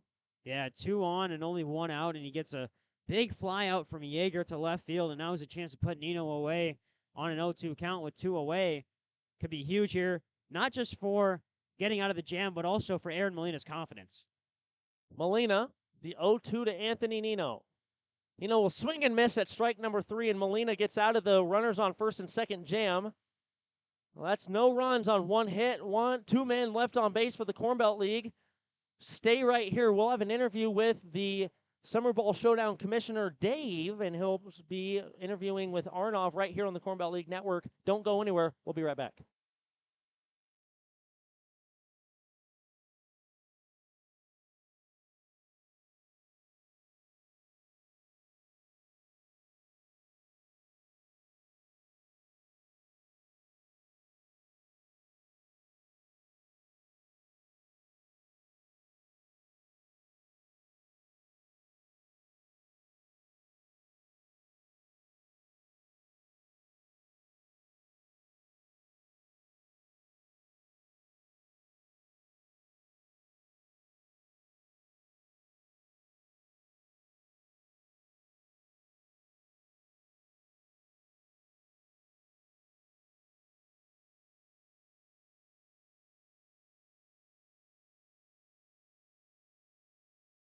Back here on the Corn Belt League Network, a correction here. Dave on the phone right now doing probably commissioner duties, so we could not get a hold of him, but he will be here at some point in this game. We'll get a hold of him and get a quick interview, a quick chat with him, because this is the Corn Belt League's 3rd season here at the Summer Ball Showdown, I should say, here in Goddard, and it's been a very successful, good relationship between the Corn Belt and the Summer Ball Showdown. We had a chat with Dave last year, and very insightful things that he said about this entire tournament, about how he brings teams in and kind of changes things around every year to provide more and more incentives. And so we will definitely get you caught up with Tournament Director Dave at some point in this broadcast. As for now, it's still Malone dealing on the mound in the bottom of the 5th inning for the Corn Belt League side. 2-1, the lead is for the side from Omaha. And for the Park City Rangers, well, it hasn't been a terrible game offensively. They just cannot find Malone right now. Malone has been dealing from the pitcher's mound. Both teams scored in the top and bottom of the first. Since then, it's been 4 straight zeros for the Corn Belt League and 3 straight for Park City. And Malone gets set here. First pitch of the at-bat, swing and a miss from Virgilio Santana for the first pitch of the at-bat, and it's an 0-1 count. Malone has been working ahead in counts recently, and that's really what's been helping him out gain the confidence on the bump. The 0-1 here from Malone as he looks in for the sign from Nino. Gets set and delivers just on the outside half of the plate. Just misses outside. That was a really good pitch from Ryan Malone. That's been called a strike a couple times, but Malone's just got to continue doing what he's doing best. Throwing strikes, working in that breaking ball every once in a while, locating. Here's the 1-1 fastball down the third base side and foul, so it'll be a 1-2 count for Ryan Malone working against Virgilio Santana. Santana last time up, a fly out to deep center field where Calhoun was kind of stretching his arm up. It looked like almost a home run robbery had the fence been 5 feet closer, but instead it was at the warning track for Calhoun. This one a grounded foul well behind the plate, and so it'll be another chance at the 1-2 for Malone and Santana. That just hit off the knob of Santana's bat. Just hit off the knob. That's a really good pitch. It's almost like he's throwing a sinker, but it moves like a cutter. I don't know. It's got some weird movement on that fastball. What's made Malone so potent in this one. And there's a great pitch, but it just misses high for 2-2. I mean, not the worst pitch to throw on a 1-2 count. You're trying to get him to chase the high cheddar, but instead it's now a 2-2 for Malone against Virgilio Santana, the left fielder. His name's been called into action defensively a couple times, and he'll call for time here at the plate. And step back out against Malone. Malone will stay on the rubber. He doesn't move at all. In fact, just kind of leaves that arm hanging as he gets set for the next at-bat. Next pitch, excuse me. Here's a 2-2. well inside, and he absolutely beamed him. So heading over to first is Santana. That's a tough break for Ryan Malone, who was in the driver's seat on 2-2. Now you got a very dangerous runner going up, down first, and it's just not ideal. Santana does have a couple stolen bases this summer ball showdown, so Nino's got to be ready behind the plate. He's got to expect a good amount of communication between the pitcher and catcher for a potential throwdown. Yeah, and I'll bring up the second baseman, Townsley, who popped out right back to Malone in the bottom of the second inning. Now up in the bottom of the fifth with a runner on first and Santana.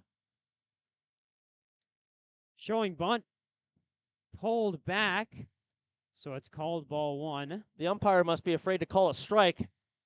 Apparently, it's been a very tight strike zone this inning, I guess. And now with the 1-0 count, Santana a short lead off first. As here's the 1-0 showing bunt again. This one popped up a chance to make a catch. Nino coming back. Bread baskets it into the glove. A bunt gone wrong for the Park City Rangers, and it's one away here in the bottom of the fifth. That's a massive, massive out. But now you go to the top of the order with one out, and Will Johnson, who is 0 for 1 in this ball game, but he's very dangerous at the plate. He can make a lot of things happen. He's made a nice play at third base in today's ball game, but I would expect maybe a hit and run. You got to get some small ball things going. Your offense has just been kind of slow up at the plate to this point. If you're the Corn Belt League, expect some runners moving, hit and run situations. Yeah, especially with one out and the double play ball in effect, I would not be surprised if Santana goes here on the hit and run, as there's one away here, and the first pitch in there for strike one. Ryan Malone has just done a supreme job of loading up the strike zone, getting himself in the driver's seat. It's been the pitches after that where he's kind of struggled the last couple hitters. If he can attack, he can get ahead. The 0-1 just misses low for 1-1.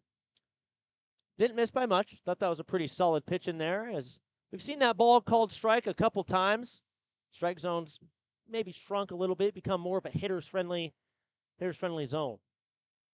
1-1, one away in the bottom of the fifth. Runner on first is Santana for the Park City Rangers. That pitch, high fly ball into left center field. DeMonte got a good jump on it. He's under it. He'll make the catch, and it's 2 away for the Park City Rangers in the bottom of the fifth after the fly out, to DeMonte in left.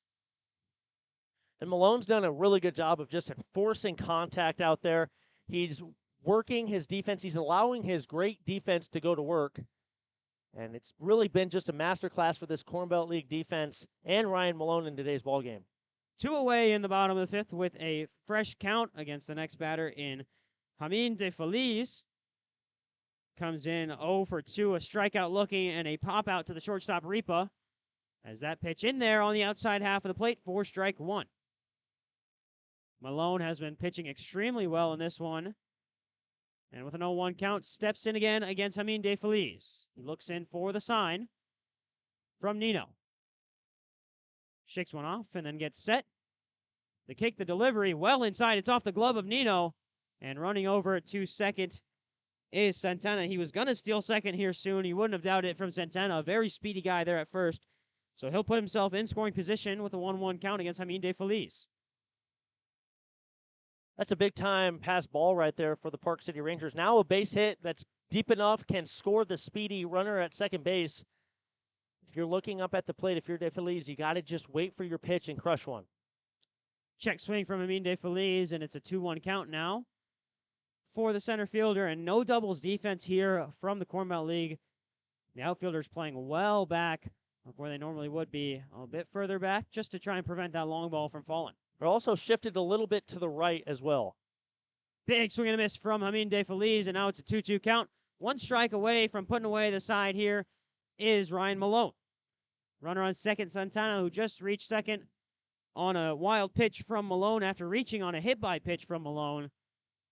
Put himself in scoring position, but down to their last strike of the at-bat, and a foul ball comes into play. Once again, back-to-back fields all the way around. 5 consecutive fields shaped in a circle, so foul balls can come and play here and there. It's always up to the umpire's discretion of whether or not it affects play.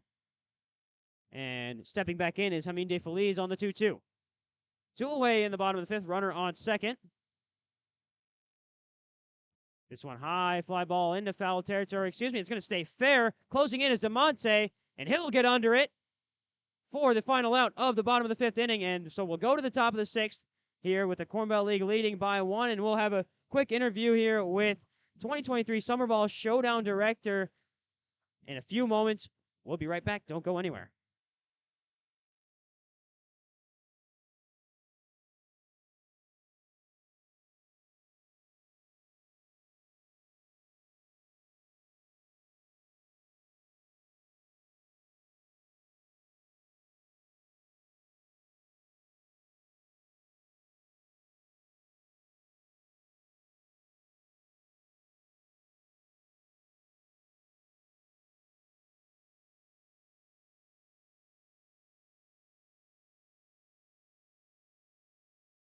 Back here with 2023 Summer Ball Showdown Tournament Director Dave Bush. Dave, it's always good to see you again. We did this last year as well, and I think it provided some good insight to the Corn Belt League fans watching.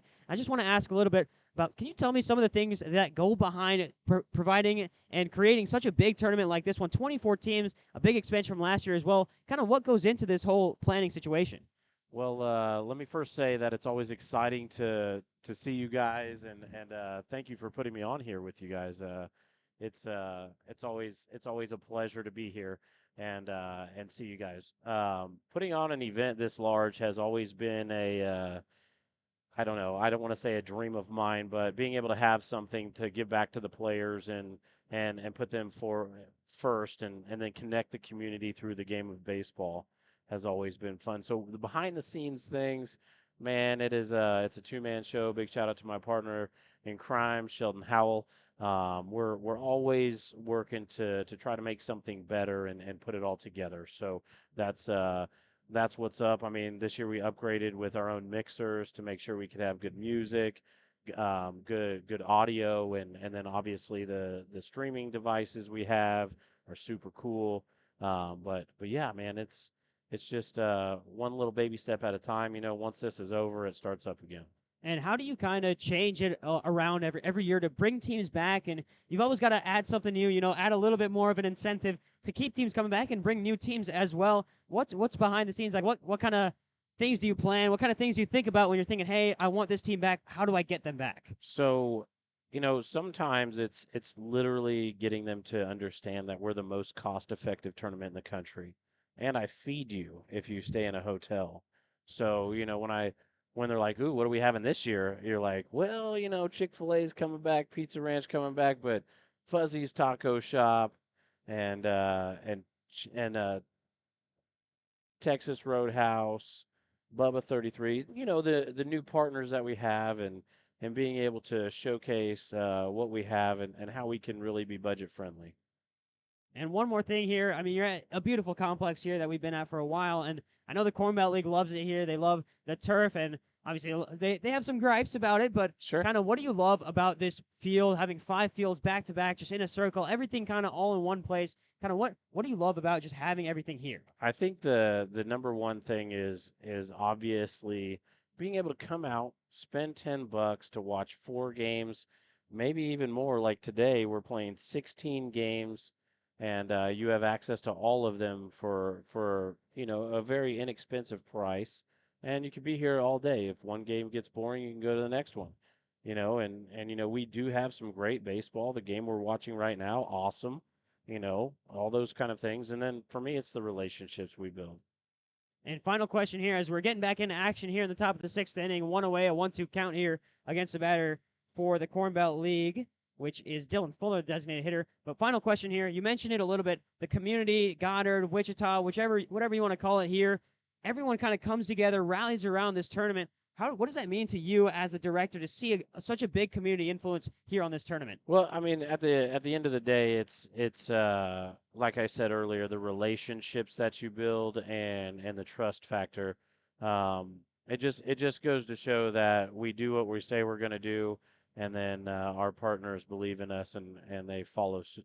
We all follow suit together and we create great partnerships. Well, I think that's a great place to call it. We just saw an absolute rope of a triple from Dylan Fuller, the designated hitter. He's on third base, and want to thank you, Dave Bush. Thank you for coming on. We'll get Ethan McCormick back on the mic. It's always good to see you here, and thank you for putting on this tournament, inviting us back here for another year. 100%. Come back again. We'll do. We'll Thanks see for what having we me. can do. Of course, we appreciate it. Dave Bush there on the mic, the 2023 Summer Ball Showdown director.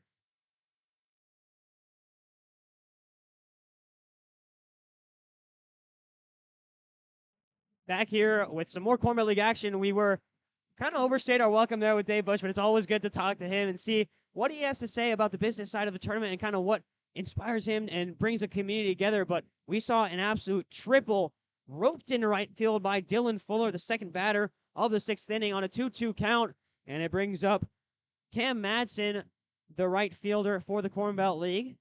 Might have to get Dave back up here. That triple happened when Dave was sitting in my chair. I have to get him back up here. He might be good luck. As that pitch in there for a strike against Madsen. Now the count sits 1-1 with a runner on third.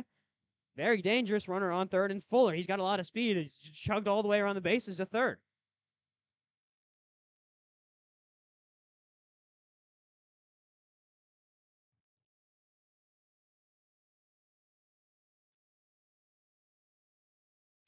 One with one away. Here's the pitch. Show and bunt. The runner goes. Great squeeze bunt play. The throw over to first dropped, and it's going to be heading over to second. And it's going to be an out at second, but the runner scores, and I thought there was going to be an interference call there at first as Madsen ran into the first baseman. The umpires are going to have to talk about this one. One run did score for the Corn Belt League, though. You can't deny that. Yeah, you can't deny that, but yeah, there should be a runner or a hitter or a fielder. I just went through every position besides the fielder. That's my bad. There should have been a fielder's interference right there. He laid on the ground. He restricted him from even getting to the bag in the first place. Umpires are talking about it. I think that should be an interference. He should automatically get second base. There should still be one out. But they were practicing that in practice on Monday. The suicide squeeze to bring home Dylan Fuller. And Cam Madsen picked up a lot from that practice, apparently, and that was a clutch bunt. But really, with the runner laying on the ground and you restricting the mobility of the runner, that should be a hitter or, I cannot get my words straight. That should be a fielder's interference. I've just remains all over the place. But that's not bad. Took a little time off for that interview, and it looks like you lost all of the skills. I lost my mojo, my groove. But we'll get you back in there, and we'll see what the call is for the umpires. And it looks like Madsen is returning to first. And no, he'll actually be called out. And so it'll be another out for Madsen and thrown out at second. And Larry O'Brien having a conversation with the umpire there, trying to understand what's happening because we're just as confused up here. But the squeeze bunt, I mean, it works for the effect. Madsen is out now, but the run did score from third. So it's a 2-run lead now for the Corn Belt lead. Aaron Molina still out there on the mound.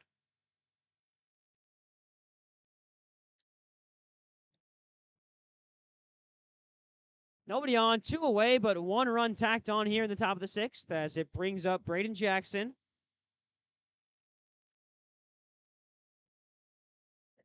The first out was a Nick DeMonte grounder to second. That's one that you missed here due to the interview with Dave Bush. And then you saw the triple, heard about the triple from Dylan Fuller to push himself all the way to third with only 1 away. Suicide squeeze from Cam Madsen. Got past the first baseman, but then he was thrown out at second, but the run scored. And then now we're sitting here with Braden Jackson. Yeah, Jackson, who has been very patient up at the plate, is looking to get another runner on because Jackson's one of those guys that when he gets out on the base paths, he's really dangerous. 2-1 count here for Braden Jackson, the bottom of the lineup here with 2 away and nobody on. Fresh canvas for Braden Jackson. Here's the pitch from Molina. In there for strike 2 and just catching the outside line is that one. And Jackson will step out of the box and readjust, step back in. Molina's gone over 90 pitches. He's crossed the 90 pitch mark. That pitch on the outside. It'll be a full count now for Jackson. Another full count worked by the man from Oklahoma Wesleyan University. Plays in the same conference as Nick DeMonte. Those two know each other not from playing on the same Corn Belt League team, but from playing each other in their respective spring seasons. Full count fouled away by Jackson, and so the Park City Rangers will go again here with the full count, working against Braden Jackson and a fresh canvas. 2 away, but 1 run tacked on in the top of the 6th. Full count to Jackson with 2 outs. nobody on. One thing I've noticed out in the field is the Park City Rangers, their body language does not seem to be there right now. They don't seem actively too engaged, and it's just quite interesting. The 3-2 outside. It's going to be a walk, a full count walk for Braden Jackson, and he'll head over to first. So 2 outs and a runner on first now, and Braden Jackson, it'll bring up top the order in Calhoun. And Calhoun has been very good, not just at the plate, but defensively. We saw him just a couple innings ago make an acrobatic, like you said, comparable to that Willie Mays catch, over the shoulder, adjusting his body. So with 2 Red Raiders, 1 at the dish and 1 on the base runs, this could be interesting. This one lifted high into foul territory, and it'll go over by the food tent. Oh, save the food. Always protect the food. Always one to look out for the food. The man to my left, Ethan McCormick. Got to save the food, folks. That's important. Big man's got to eat. I think we'll be eating there after this game, so I'm right there with you. I'm hoping the food is saved. But it's an 0-1 count now for top of the lineup in Chris Calhoun, the leadoff man, with 2 away and a runner on first. Here's the pitch. Swing and a miss from Calhoun. Molina just blows by him with that fastball, and he's ahead now 0-2. Christopher Calhoun, we know a fastball is coming. Aaron Molina's pretty much been a heavy dose. It's been about 85% fastball, but be wary of a breaking ball. Instead, the pickoff throw back to Jackson, and Jackson didn't really slide back. He just kind of fell over and stuck his arms out. He was really close to first base, did not have a big lead at all, and so he was able to get away with that one, and it's an 0-2 count.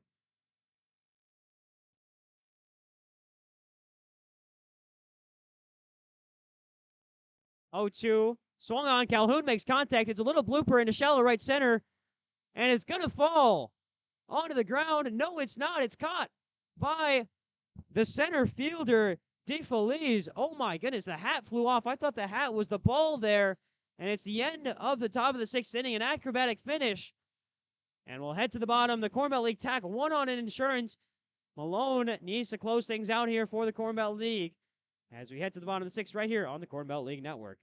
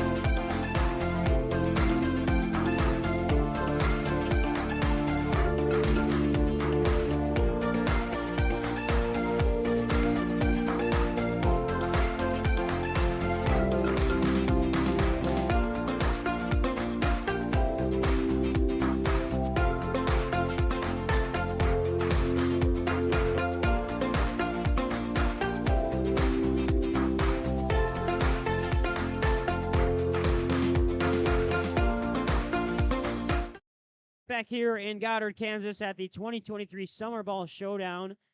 It is the round of 16 between the 4-seed Park City Rangers and the 13-seed Corn Belt League Omaha side. And leading off is Angel Cano, the first baseman. First pitch from Malone, down 4-1.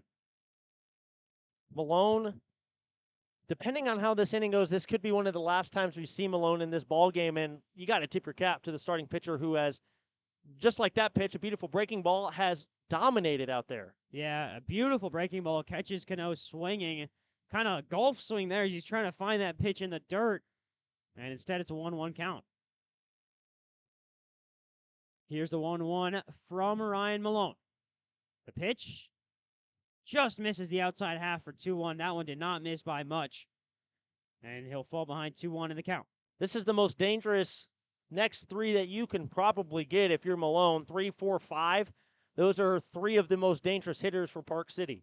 2-1 Fly ball into foul territory. Reaching over is Yeager, and Yeager will make the catch for the first out of the inning. And Malone again forcing weak contact. That's been his game plan all game, trusting his defense, and once again it works. Yeah, and he's had a spectacular defense behind him today. Honestly, everyone should tip their caps to everybody else because everyone has made a play at some point that has been phenomenal. And Ryan Malone's got to be absolutely enthralled with the hitting and the defense that he's had behind him. That ball outside for ball one. And it'll bring up Tommy Agin with a 1-0 count. And one away in the bottom of the sixth. That pitch in there for strike one. Malone, the off-speed changeup, and finds the zone for 1-1.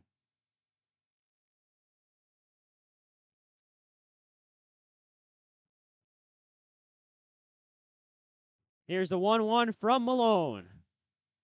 Check swing, but it's in there for strike two. Working against Tommy Agin, the catcher.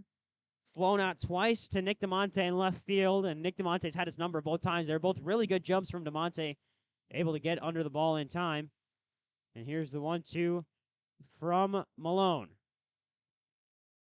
That one misses outside. It's 2-2. Just got word that Garrett Simpson is warming up in the bullpen for the Corn Belt League. So he started the first game against the Valley Center Mud Daubers on Wednesday. So that would be the starter coming in relief. We'll see if that call is made.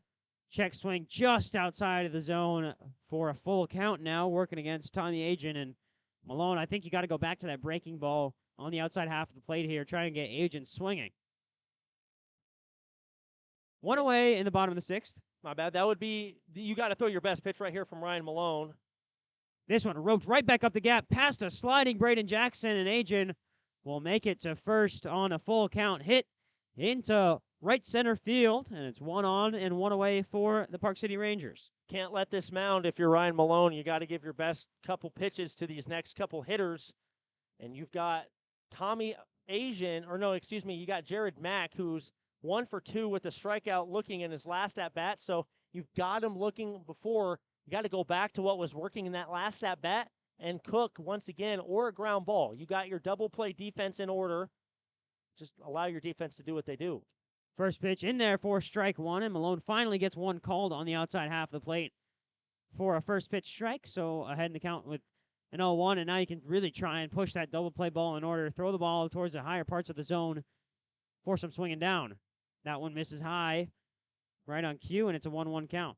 Last thing you want to do is lay one out over the middle of the plate where it gives these Park City guys to get a hold of one.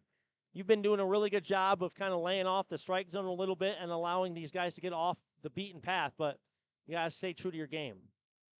Misses another one for 2-1 now does Malone, and now got to rear back. Throw a strike here. Trust your defense if you're Ryan Malone. Looks in for the sign from Nino, and he'll get set with the 2-1. Here's a delivery. Up high 3-1. Can't lose them right here. You got to think if Ryan Malone loses this hitter that you're going to want to go to the bullpen. You can't afford to lose a hitter. You can't afford to get bases loaded, especially at this point in the game. Tying run at the plate now. Swung on, grounder to third. Chance for two. They get the first. Over to first. Is it two? Yes, it is. The stretch from Yeager. They got him. A double play to end the bottom of the sixth inning. We'll go to the top of the seventh. The Corn Belt League holding on to that 2-run lead.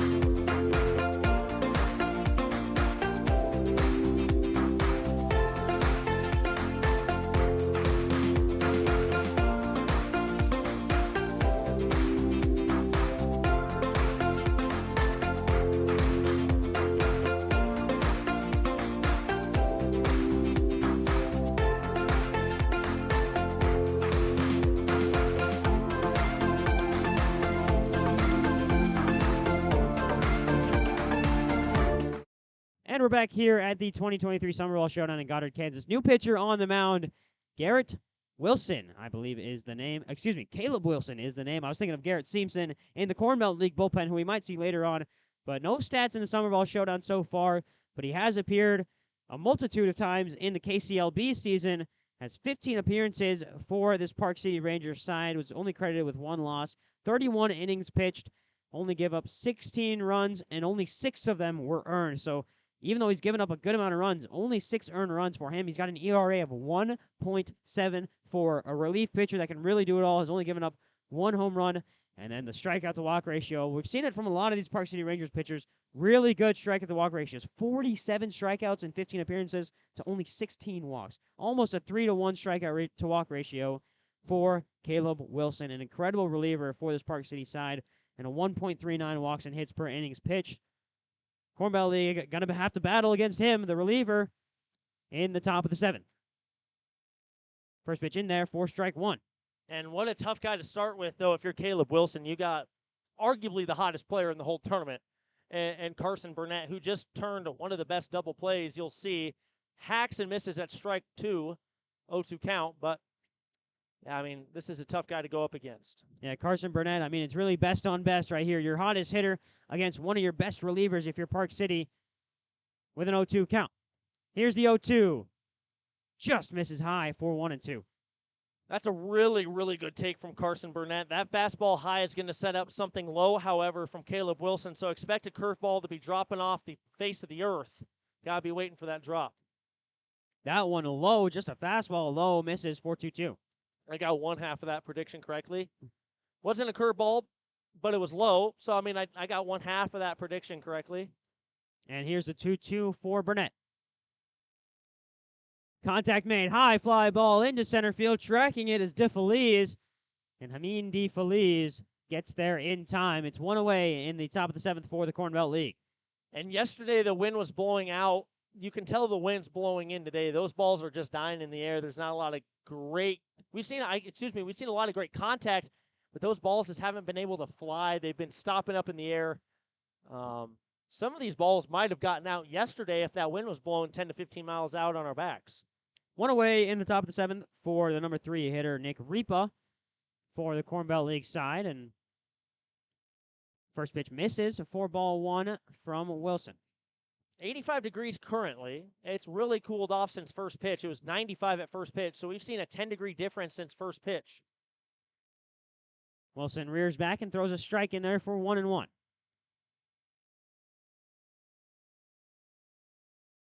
Looking for the sign, working quickly as Wilson with the 1-1. The pitch in there for strike 2, just an absolute heater down the middle. Nothing Ripa could do about that one.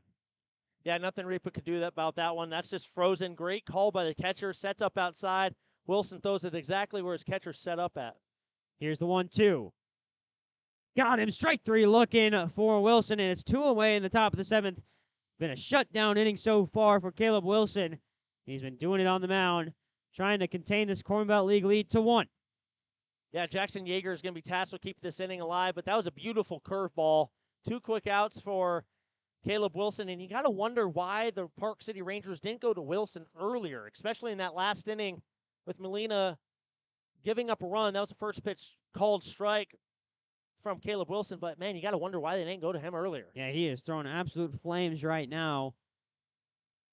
0-1, Yeager, contact made, but he falls behind. 0-2 as that one goes foul. 2 away in the top of the 7th, and 0-2 count against Yeager. He's down to his last strike. Getting set in the 0-2 is Wilson. He'll look in for the sign and deliver. Yeager rips one down the left field line and into foul territory and into the field of play on the other field as play continues on the other field. That one hit the warning track of field number 2 to our left. Yeager watches one up and in for ball 1. It's a 1-2 count. It's a good eye by Yeager. You could be tempted to swing at those up and in at your hands, try to rip those down the line. Good eye. The 1-2 got him, and there's another strikeout for the Rangers, and they'll head to the bottom of the 7th, looking to come back from this 2-run deficit right here on the Corn Belt League Network.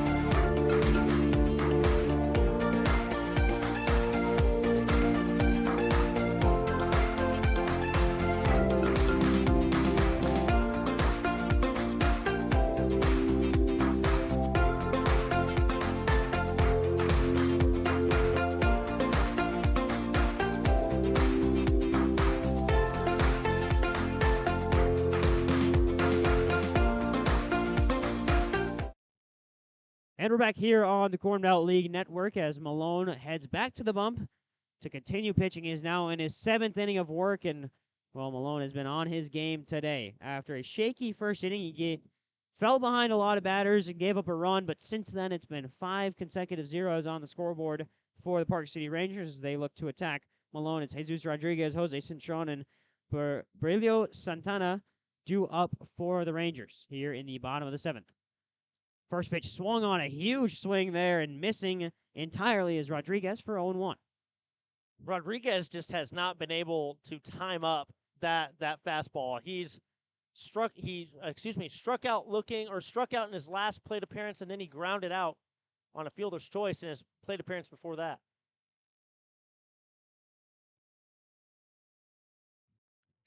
Another pitch from Malone as he gets set. Here it is. It's in the dirt, and it'll be a ball.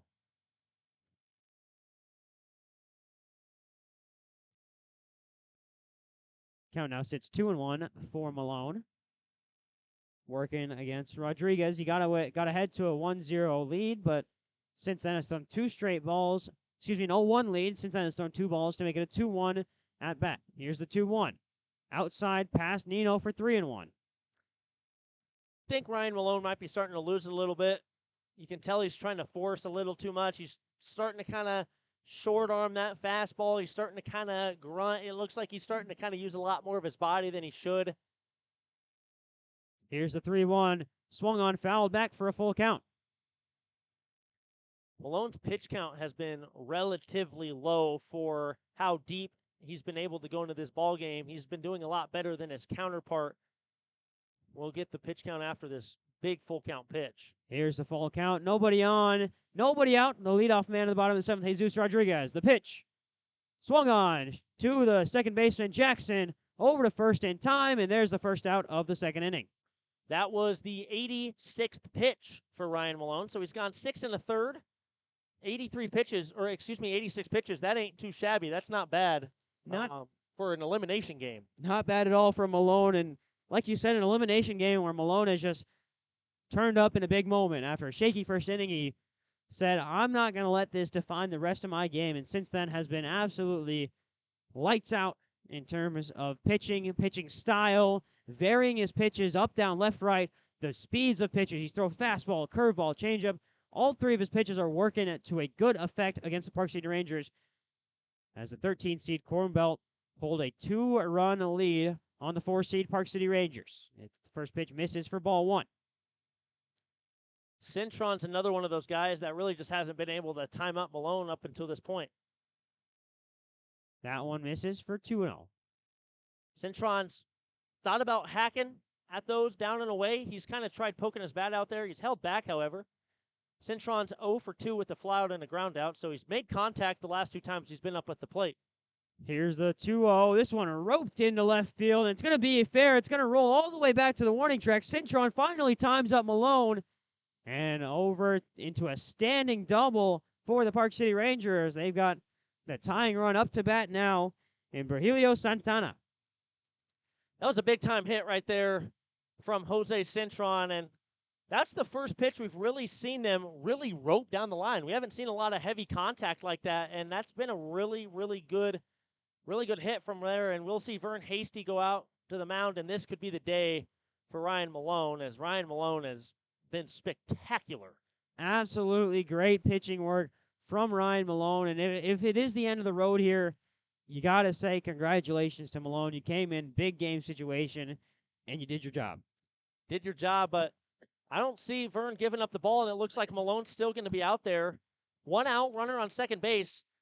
You can do this. I mean, you've got a little bit of a lead. You've got a 3-1 advantage, so got to just allow your defense to continue or just give your best stuff. Try to get out of this inning, go to the 8th, but you never know. And it's guys that he's got the number on. Virgilio Santana flew out to center field and then was hit by a pitch, so hasn't really seen the best of Malone. Runner on second. As this one, the grounder to Braden Jackson. He misses the pick. Throw over to first. In time, they got him. Braden Jackson fumbled the ball, but he recovers well, and then the pick by Yeager at first saves an out. It's 2 away in the bottom of the 7th, and oh, did the Corn Belt League get away with one there. Yeah, that was a really good play. Great play by Braden Jackson, the back pick. This would be big if Ryan Malone could get out of this inning. I thought he made the right call over that first. I thought he just beat the throw. I thought the throw just beat the runner to the bag. That's a big second out right here in the bottom of the seventh, and Malone was pretty pumped up out on the mound watching that call, but Braden Jackson did get away with one right there, and Malone is in the driver's seat. It'll push Cintron to third. Tying run still at the plate. First pitch swung on and missed by Joel Townsley. 2 times up, he popped out to the catcher. And last time up, and then the first time up, he popped out to the pitcher. Both of them in foul territory as he misses the first pitch for 0-1. Malone gets set. Runner on third is Cintron. Here's the 0-1. In there, strike 2 for Malone, and an 0-2 count for the pitcher from McCook County Community College. Did this in high school all the time. He threw a couple complete games as a senior in high school. Big-time pitcher, bright red hair, carrot top. Let's see if he's full of that vitamin C. Here's the 0-2. Foul ball, so it'll be another chance at the 0-2. Man, what a lead-in that was to that pitch, and unfortunate for Malone. He didn't get a result there. That would have been electric. I would have had the most wicked one-liner you would have ever heard if that would have connected, but I'm still cooking with it. So, yeah. And Malone is still cooking as well. He's runner on third and Cintron. He's not worried about that, though. The tying run at the plate for the Park City Rangers is Joel Townsley, the second baseman. 0 for 2 on the day. 0-2 the count. 2 outs in the bottom of the seventh. Malone looking to put him away here with an 0-2 pitch. He looks in for the sign and gets set.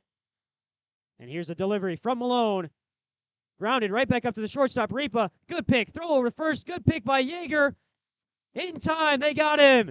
And just like that, the Corn Belt League get away out of a big double from Jose Cintron. No damage done. We'll head to the top of the 8th. Still a 2-run lead for the boys in gray. Vitamin C you later.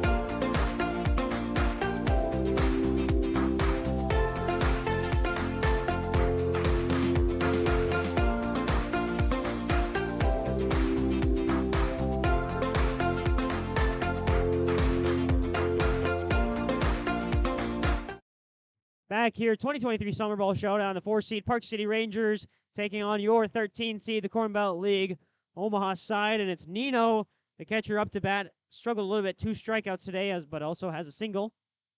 And he'll swing and miss at the first pitch, offered to him by the relief pitcher, Wilson.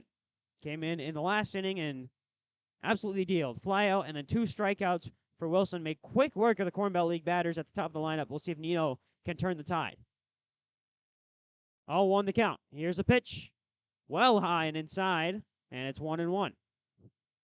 And Caleb Wilson came in and absolutely shut down the Corn Belt League in that top half of the 7th. So you got 4, 5, 6 due up. I think you can be patient and allow these guys to get going.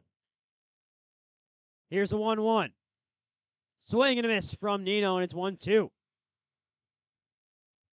Nino just not able to catch up to that. He's a little bit behind. He's just not able to catch up to that. And Nino's got to be ready for the gas or a good breaking ball. Those either or on a 1-2.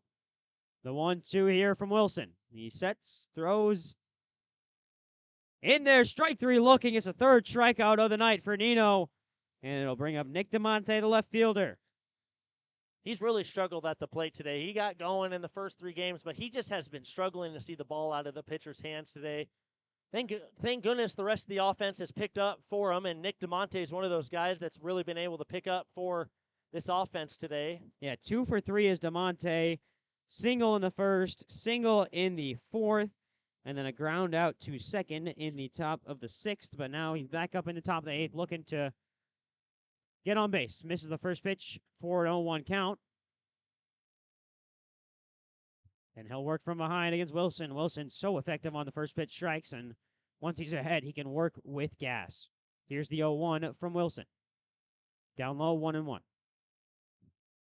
DeMonte carries himself so well at the plate. He's so confident. He'll tell you it's not the size of the person, it's the size of your heart. He'll tell you that, it's the fight of a lion. He has the heart of a lion. He'll go up against anybody. The 1-1 just misses outside for 2-1. Good frame job behind the plate from Agin. But it's a 2-1 count now for DeMonte. He's worked it back with 1 away in the top of the eighth. Here's the 2-1 from Wilson. This one fouled right back by DeMonte. Just missed it low by this much, and it's now a 2-2 count. Was ready to catch that one. That one came right back into the netting. This window's open. There's no net. I'm catching that one right here.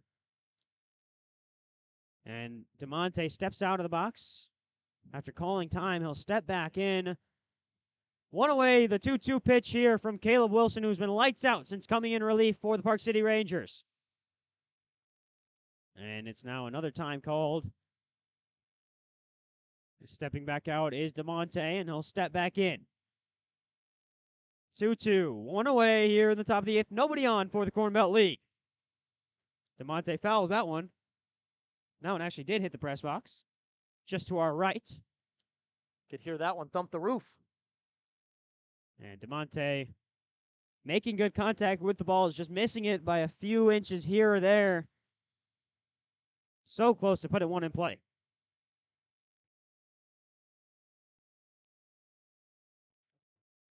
Two again. DeMonte with 1 on and 1 out and nobody on. Hacks at one. It's a chopper right back to the pitcher.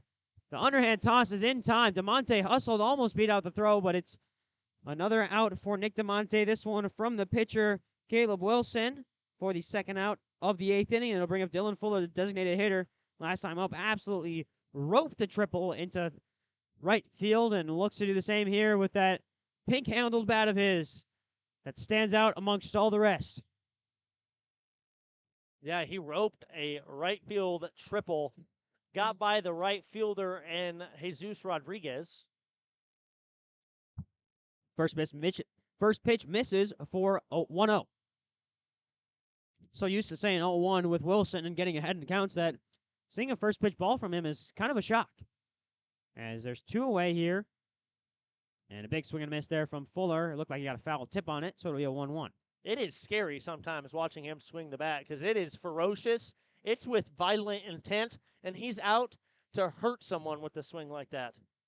Here's the 1-1 with Wilson working against Fuller. Wilson has been really good since coming on. Fuller makes contact. It's a little blooper, and it's caught in foul territory by the third baseman, Johnson. Will Johnson got a great read on that one, a great jump. And just like that, that retires a side on the top of the eighth. We'll head to the bottom of the eighth. The Corn Belt League looking to hold on to this 2-run lead in single elimination. Round of 16 play here at the 2023 Summer Ball Showdown.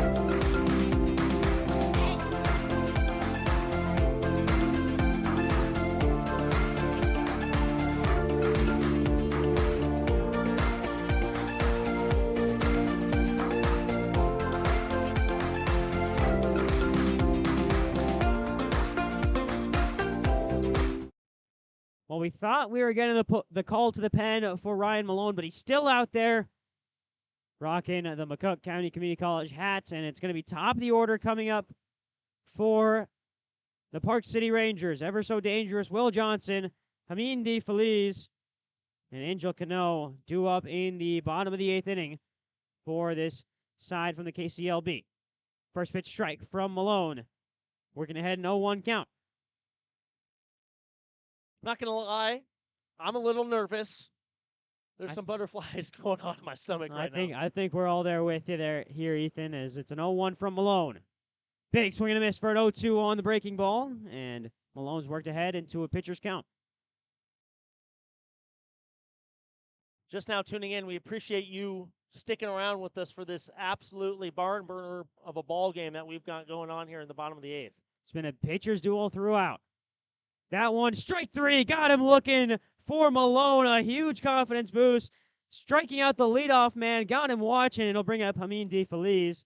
Huge confidence boost for Malone, who's out there in the 8th. Carrot Top is cooking. Okay, Carrot Top is cooking out there. He is just not wavered. It does not matter how deep he can go into this ball game. The red hair must mean he's on fire because he is just out there showing these Rangers what is going on. Another first pitch strike from Malone. Really feeling it here. No matter how fatigued he is, he's gone 7 1/3 already. Pushing on. 0-1 count. Working against Amin De Feliz, the center fielder who's 0 for 3 on the day. Strikeout, pop out to the shortstop Ripa. Fly out to the left fielder DeMonte. And now it's a 1-1 count. Malone just needs one more inning. One more inning. Big swing and a miss.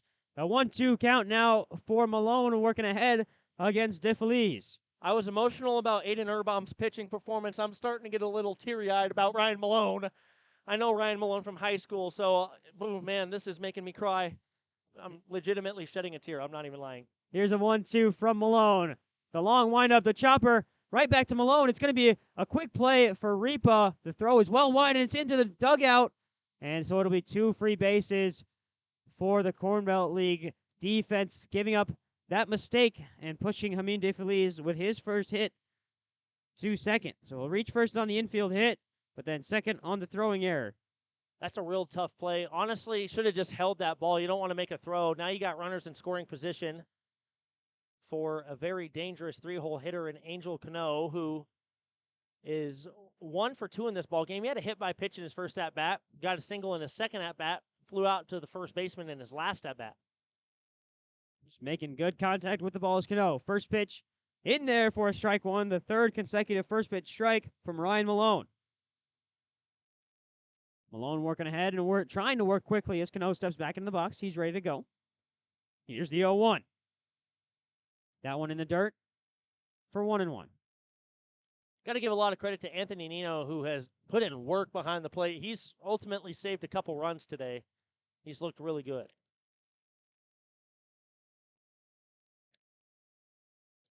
DeFeliz, a big lead off a second. Cano cranks that one, but it's well foul, and a 1-2 count for Malone. Put away pitch, put away pitch, put away pitch. What's been working for you, Ryan Malone? I'll tell you what's been working. It's been that curveball outside. You don't want to jam them inside and have them rope one down the line. Get them outside, make them reach for one. You don't want to give them a free shot either. Here's the 1-2. Fastball instead. It's right to Jackson at second. The throw over to first in time, and it's 2 away, but the runner advancing to third. But 2 outs here in the bottom of the 8th for the Park City Rangers. Ryan Malone's got to be careful coming off the mound. He bats that glove down. It could shoot in errant ways, and having runners off the corners in that situation would have been very dangerous. Now, this is a huge out. This is the cleanup hitter today for the Rangers. Tommy Agin after Cano's ground out to the second baseman Jackson. And that one is in to right field, so 1 run scores. Agin over to first, the tying run at first base for the Park City Rangers side. I think this is the time you pull Ryan Malone. I think Ryan Malone has started to reach his limit.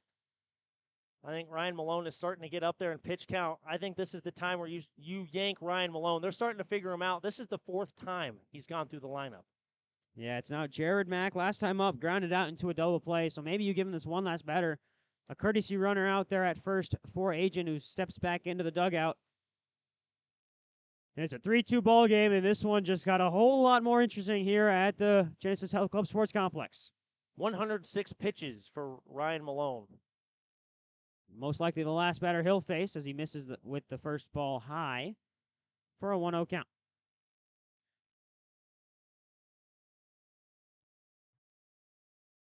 Trying the pickoff throw over to first, just missing. It's safe. And it still remains a 1-0 count for Jared Mack, the designated hitter.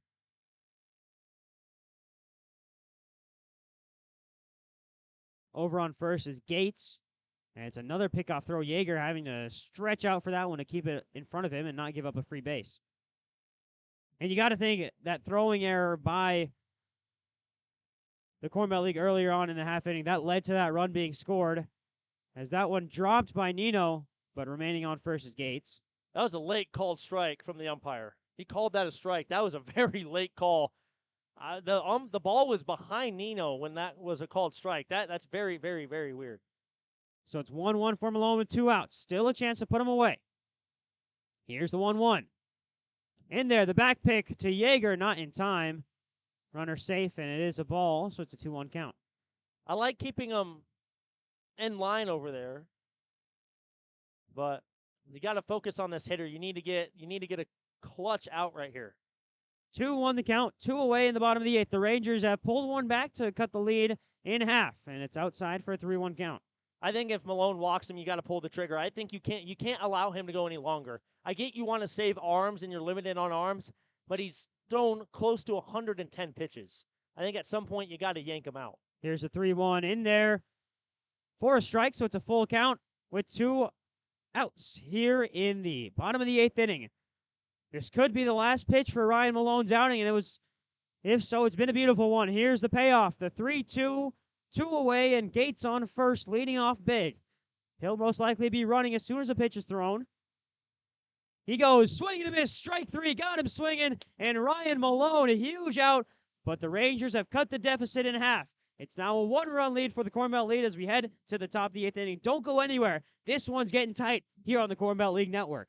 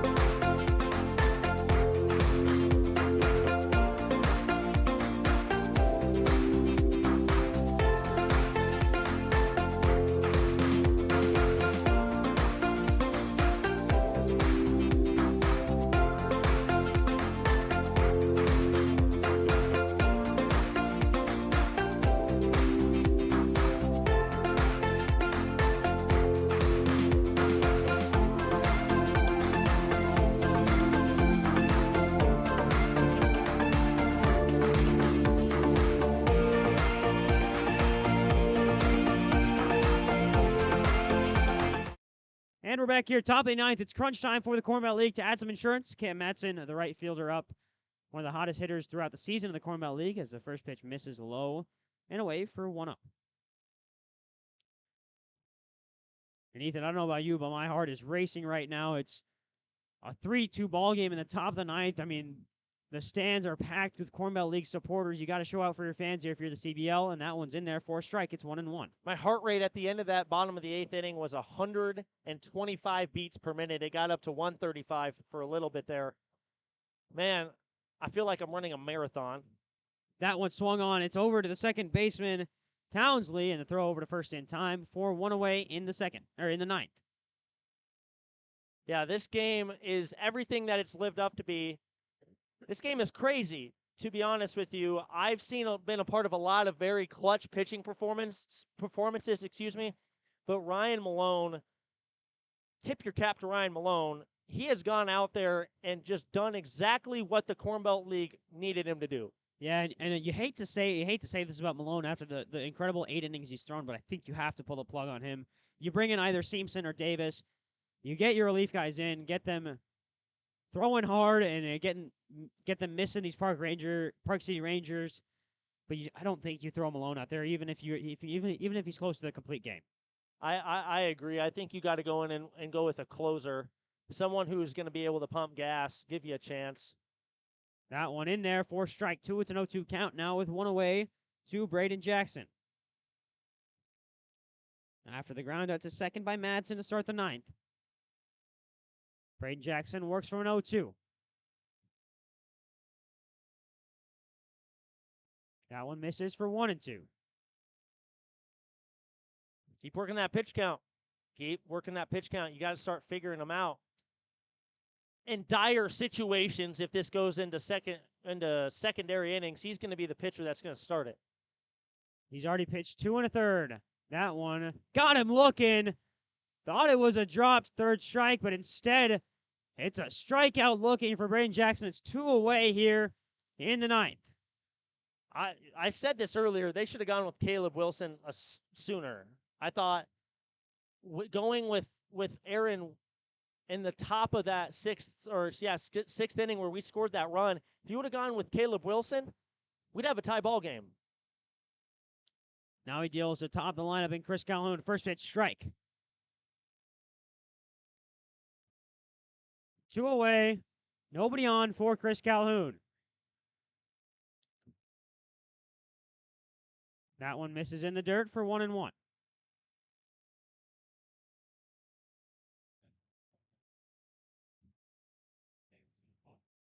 1-1 between Wilson and Calhoun. Big swing from Calhoun. It's now 1-2. Down to the last strike of the top of the ninth for the Corn Belt League.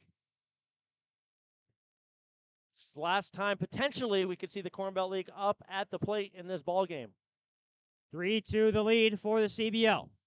1-2 the count with 2 away. Chris Calhoun up to bat. Contact made. He fouls it off, and we'll do it again. That was a clutch way to stay alive, but I do got to say there is a fireworks show at 10 o'clock, and we're on great time.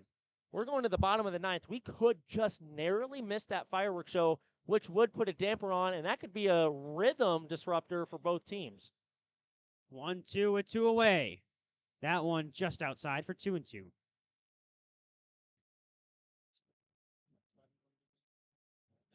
Chris Calhoun, the leadoff man, ever so quick and ever so dangerous on the base pads. With a 2-2 and 2 away. Saw it off the inside of the bat for 2-2, and we'll go again. That was the 40th pitch right there for Caleb Wilson. 2 2/3. He struck out a couple Corn Belt guys. He struck out 4 guys. Hasn't walked anybody. Hasn't had a hit. No runs. No earned runs. Great outing in relief for Wilson. Yeah, I'm right there with you. Should have put him in earlier. That one fouled again by Calhoun, just barely staying alive here with 2 away in the top of the ninth. And if you can get on, you got Carson Burnett coming up to the plate. So if you can try to get 2 more balls out of Caleb Wilson, got a dangerous runner on. Carson Burnett, a dangerous hitter. I believe 2 + 2 = 4. And that would be kind of a 2 + 2 = 4. Here's a 2-2. Swung on and missed, and it's a strikeout for Wilson. He's amped up about it. He's celebrating with his team, but they're still down 1. They got a chance to walk it off as we head to the bottom of the ninth right here on the Corn Belt League Network.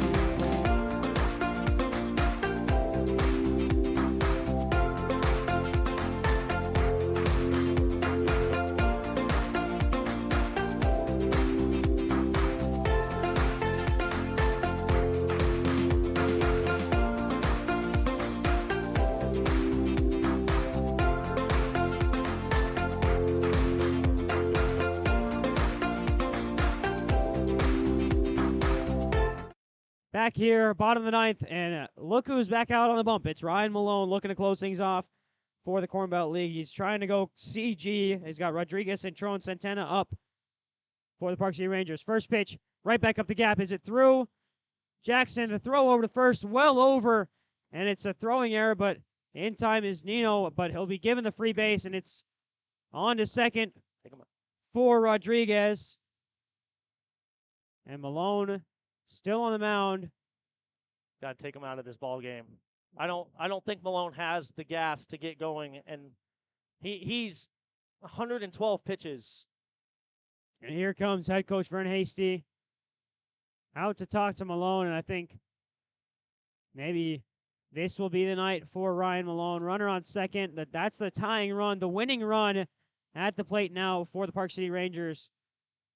And Malone, he's angry with himself. He wanted to go the complete game, but it's still been a great outing for Malone. But he'll pass it over to a new pitcher who we'll introduce right after the break. We'll be right back on the CBLN.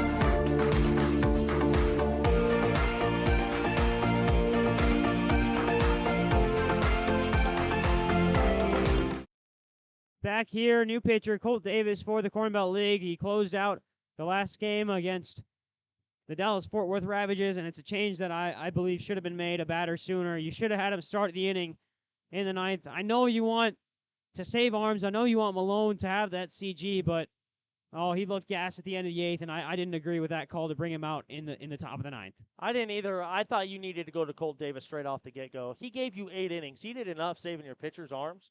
But you got to go to your closer right here. Do 12 pitches in the game against the Ravages.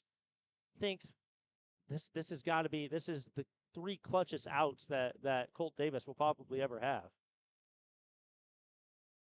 First pitch strike from Davis. Eases the nerves a little bit, but not much. 0-1 the count. You do have bottom of the order 7, 8, 9 due up for the Park City Rangers, but one on, and it's a speedy one, and Rodriguez at second. They're showing bunt, too. So, and Burnett's got to play the bag. So, Colt Davis is going to have to get off the mound. That one in there for strike 2, and now with an 0-2 count, you got to go away from the bunt. Huge 2 strikes for Davis.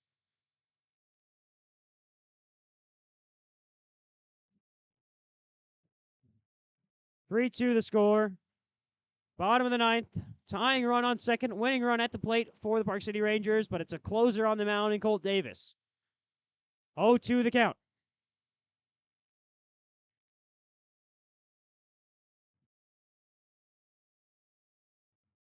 This one popped foul, so we'll do it again on the 0-2, and Davis will have a few pitches to play around with. I'd expect him to keep going fastball, though. It seems to have been working pretty well for him. And so we'll see if he goes fastball or tries an off-speed out and away.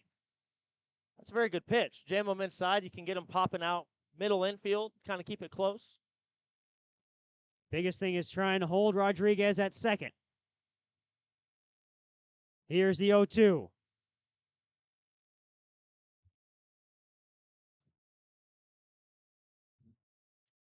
Swung on into right field. It's going to drop. Runner goes home. Throw to the plate is offline, and it's in there. It's tied.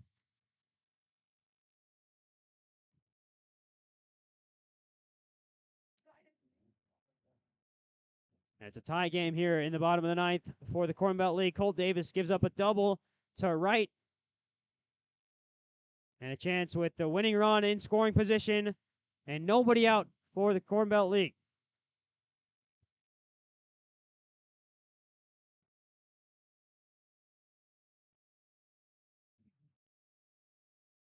You got to think you don't have a runner on second there. And that's the first at bat. That's a single.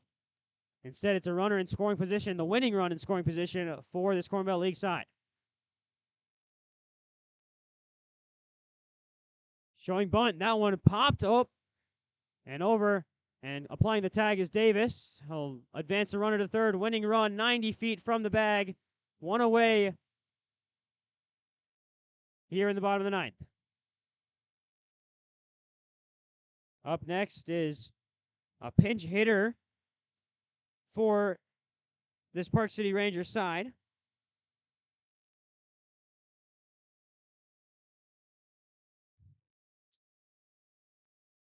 Pinch hitting for Joel Townsley.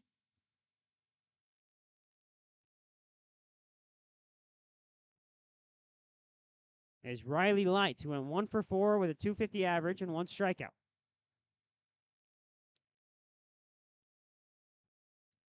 Infield playing in and taking his time out there is Davis.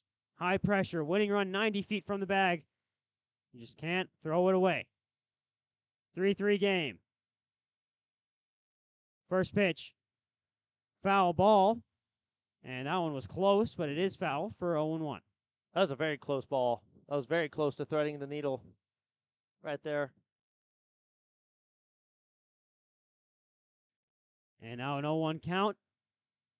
Davis will step around the mound, check his rosin bag, and step back on the mound with the 0-1 and 1 away.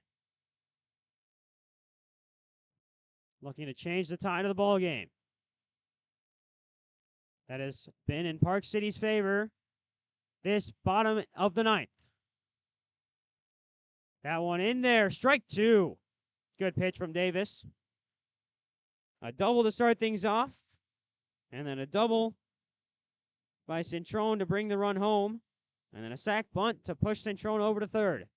The winning run 90 feet from the bag, 0-2 the count, with 1 away here in the bottom of the ninth. Davis, the 0-2. Sets in, kicks, delivers. Fastball in there, strike 3, got him looking.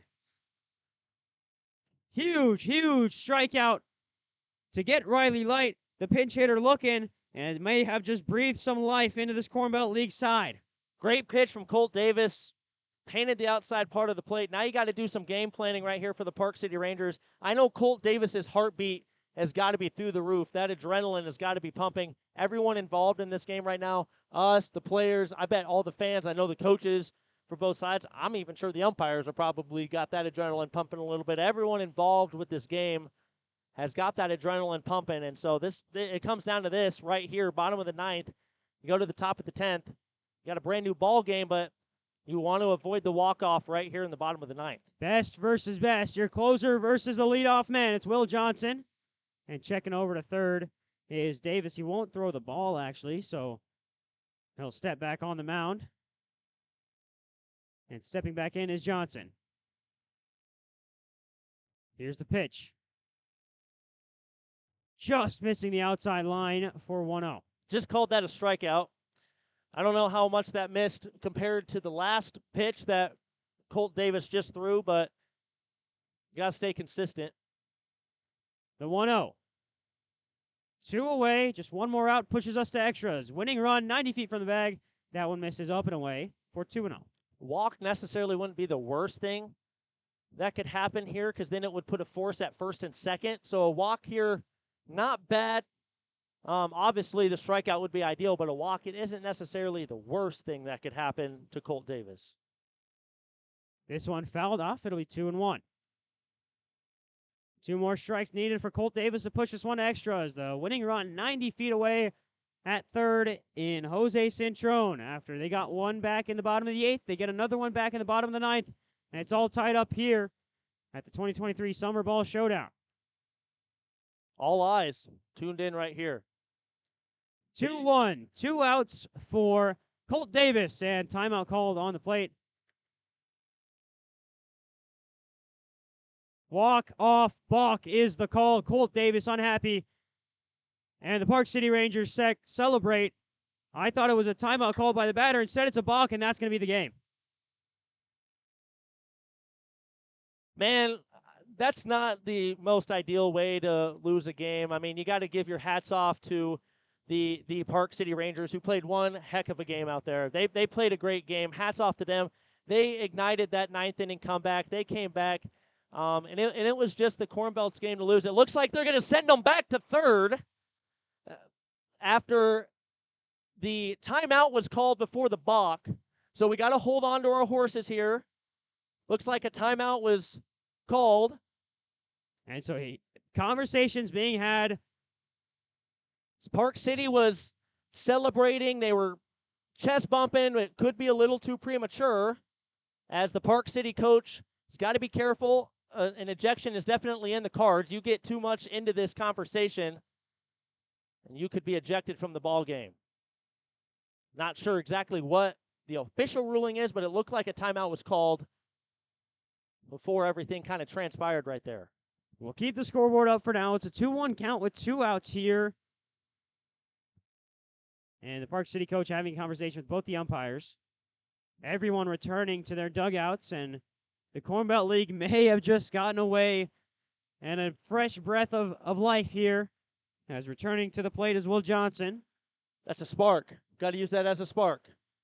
Still going on. The conversations with the umpire crew and the coaching staff for Park City still going on. It looks like it's not getting too heated. The Park City coach just wants to understand what just happened, and it may have just been that the Park City players prematurely celebrated without listening to the official ruling from the umpire. If so, that could be a rule. That could be a rule violation. You have your players coming onto the field to play while a play is going on. That could be a rule violation.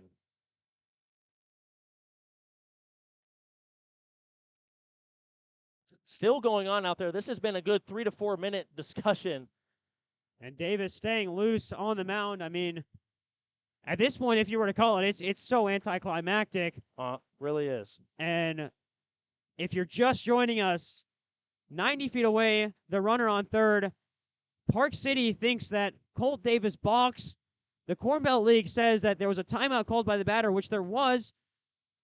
And now they're deciding which one was called first. I think the ruling is the timeout. Not sure. The field umpire actually came in and corrected the call originally. The count sits 2-1. Colt Davis was working against Will Johnson when this whole thing went on, and a little bit of drama always in the cards here at the Summer Ball Showdown. Still going on. This is now about a 4 to 5 minute conversation.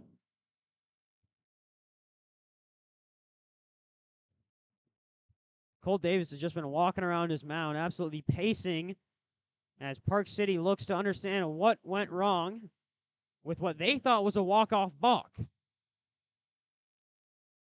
The Corn Belt League remaining in the outfield. I mean, this is just heightening drama that could really end in a simple snap of a finger. At some point, you're going to have to end this conversation. You can't carry this conversation for too long. We still have some part of a ball game to play. And here it is. The Park City manager walking back. The leash has got to be getting real thin. And it looks like he'll walk back. And the game still in the hands of the two in black. They're still having conversations. this is about as drama-filled of an ending that you can possibly get to a baseball game. I mean, this is almost too good to be true if you're a baseball fan for both sides. I mean, both sides, this has been a spectacular baseball game. You got to tip your cap to both squads. Both squads have played a really hard-fought baseball game. It's been very even. It's been very hard-fought. And they just I believe they just threw out the manager. Yep, the manager has just gotten tossed. He's argued a call one too many times. And I knew the leash was coming. You got to toss the manager at some point. Enough is enough. This is almost disrespectful to the game. You're slowing the game down. This is almost disrespectful to the game. I get arguing the call, but you got to toss him out eventually. And so returning to third is Jose Cintron. Back at the plate is Will Johnson. The drama does not stop here in Goddard, Kansas. 2-1 the count. Colt Davis, you got to think a big break like that. Hopefully he stayed calm mentally. And we still got more discussions going on. As looks like the tournament directors have gotten down. This is getting rules for disqualification, in my opinion. The coach is just like you've got to calm your jets, man. Like you can't.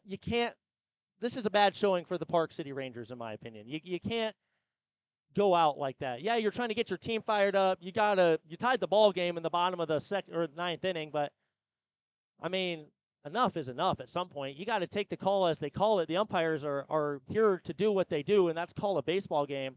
You may disagree. You may agree. But nonetheless, they're here to call a baseball game, and not everyone is perfect. There's going to be calls that you don't agree with. There's going to be calls that you do agree with. But you just got to take it and roll with it. Colt Davis is now going through an extensive plyometric workout as you see him behind the mound, getting his jumps in, getting his stretching in, as he looks to continue on. And, well, it's still discussions between the umpires and the Park City Rangers coaching staff as one of the managers has been ejected. He's going to have to leave the field of play. That could be grounds for suspension the rest of the tournament. I mean, if you get in the tournament director's face like that, that could be grounds for suspension for the rest of the tournament. Instead, it looks like everything's somewhat calmed down. The Park City Rangers still hanging out of their dugout on the third base side. They think this one's over. They're trying to get into Colt Davis's head. Davis will have a chance to fire a few pitches and warm up again. It's almost like a fresh start for Davis, but the issue is he can't give up a hit. There's a runner on third, 2 outs, 2-1 count, and right back where we just left off before all that drama. What we thought was a walk-off balk, instead it turns out a timeout called by the hitter. And so it is Will Johnson to step back in on the 2-1. Runner on third, Jose Cintron. 2 outs, bottom of the ninth. We're back in action. First pitch swung on and missed. It's a 2-2 count. Huge pitch coming up from Colt Davis right here. Huge pitch. Huge pitch. Stay true to your game. Stay true to your game. Just got to fire it in there. If you're Colt Davis, 2-2 the count. 2 away in the bottom of the ninth. It's a tied ball game. Winning run 90 feet from home. That one just misses outside. It's a full count. It's a full count, and it is going to be walking back to third is Will Johnson. He thought it was a walk, but now it's a full count. Now a ball would be a walk. Man, if you aren't on the edge of your seats listening to this game, then you are not a baseball enjoyer. This is one of the best baseball games I've ever been a part of, and we've got more discussions going on. 3-2 the count with 2 away. That's what we have up here. That's what the umpires had as well. We were a little confused when we saw Will Johnson take first base because it was a 2-2 count. Honestly, kind of feel bad for these umpires right now. A lot of discussion to be had. The moment every kid dreams of. Full count, 2 outs, winning run 90 feet away. All you need to do is hit to bring him home. Will Johnson at the plate. Colt Davis on the mound. The 3-2. Foul ball. We'll do it again. Heard that one thump over the press box. This is about as big as Colt Davis is ever going to get as a pitcher here in the Corn Belt League. No moment more intriguing than this. Full count, winning run, 90 feet from home, and Jose Cintron. Will Johnson at the plate. The payoff with 2 outs. Swing and a miss, strike 3. He got him. There it is. Cole Davis celebrating. And just like that, we're going to extras here in Goddard, Kansas. We'll take a quick break. We'll be right back.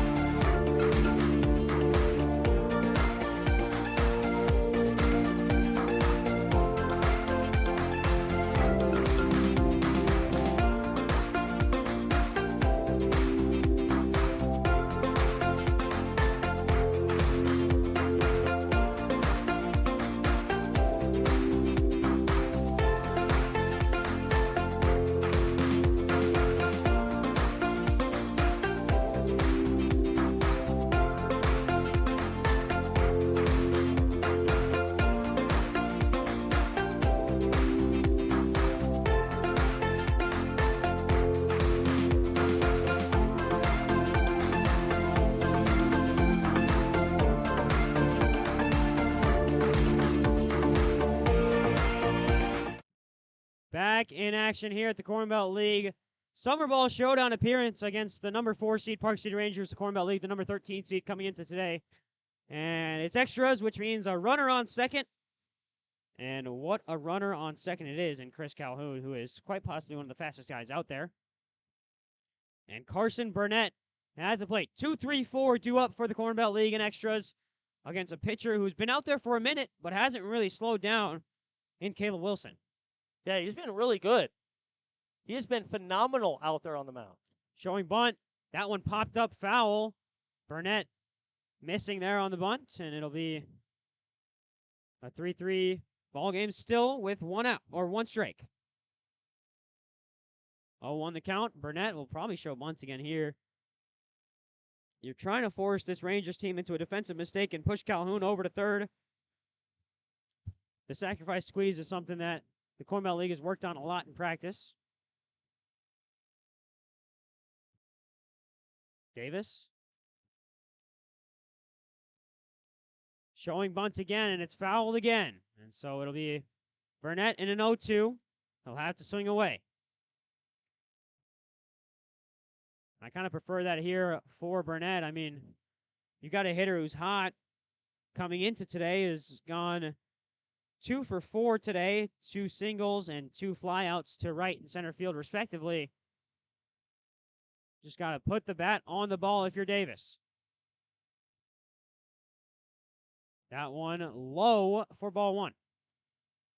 Did not miss by much. Good eye right there by Carson Burnett. Base hit scores. You've got a very speedy runner out there in Christopher Calhoun. Here's the 3-3. 1-2 pitch and a 3-3 ball game. Top of the 10th, runner on second is Calhoun. Check swing. Did he go? No, he didn't. So it'll be a 2-2 count. Good hold right there by Carson Burnett. He recognized as soon as he started swinging, if I shouldn't go. That curveball from Caleb Wilson is nasty. That thing has such great horizontal and I don't know exactly how you would kind of label that movement because it kind of depends on his arm angle. That's nasty curveball movement, though. Contact made from Burnett. It's a foul ball. We'll do the 2-2 again. He sniped the lights up here. He hit the top of the lights on the foul ball, excuse me. Here's the 2-2. Tie ball game in extras. Calhoun, the speedster who led the Corn Belt League in steals, on second base for the Corn Belt League Omaha side. That one in there, strike three. Got him looking on the inside half of the plate, and it's one away in the top of the 10th. That's what I'm talking about. Curveball, great curveball, catches that inside part of the plate. And, you know, that's what he's been able to do ever since he came into this ball game. Really touch on that curveball. He's just been able to feel the grip on the laces. When you feel that grip, you kind of just, it clicks. You start clicking out there, and Caleb Wilson, it's clicking for him out there. Top of the 10th, runner on second is Calhoun, the speedster. It's Nick Ripa batting. First pitch misses high. Ripa's barreled up a couple of the days, been unfortunate hitting him straight to people, but he's barreled up a couple. He went 3 for 3 in the 1 o'clock game earlier today. 1-0 count for Ripa. One away in the top of the 10th. We're in extras here.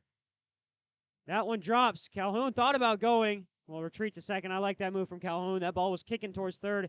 Would have been a really short throw for the catcher, Ajin.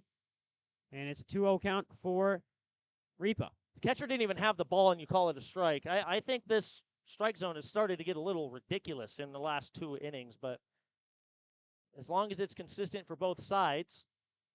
Here's the 1-1. Getting set is Wilson. He's been on point today. This one right back up the gap. Over the head of the shortstop. Calhoun was turning around the other way. He'll only get to third. But it's runners on the corners for the Corn Belt League. Ripa took that pitch and sent it into center field. We're going to have a timeout. Some things going on. Defense kind of getting their groove on here. Runners at the corners. That's the first hit that we've actually gotten off of Caleb Wilson since he came into this ball game. And now you got the ever so dangerous Jackson Yeager up to the plate. You never want to say squeeze with Yeager's ability at the plate, but you might want to just to get that one run in. Calhoun's got the speed to beat anybody. That one inside, ball one. Good eye by Jackson Yeager. He recognizes what his pitch is. He's going to be very selective until he gets his pitch, but Wilson's also going to load up the strike zone. He's not going to really work down 2-0, 2-1, 1-0. He's going to be throwing you strikes pretty often. That one misses over to second. And the runner comes home. The flip. Isn't it time? No, he's not. He's safe. The runner gets to third. The Corn Belt League leads by 1 here in the top of the 10th inning. Christopher Calhoun. Clutch base running from Christopher Calhoun. Runners on third now, 1 out. A fly ball will bring home another run.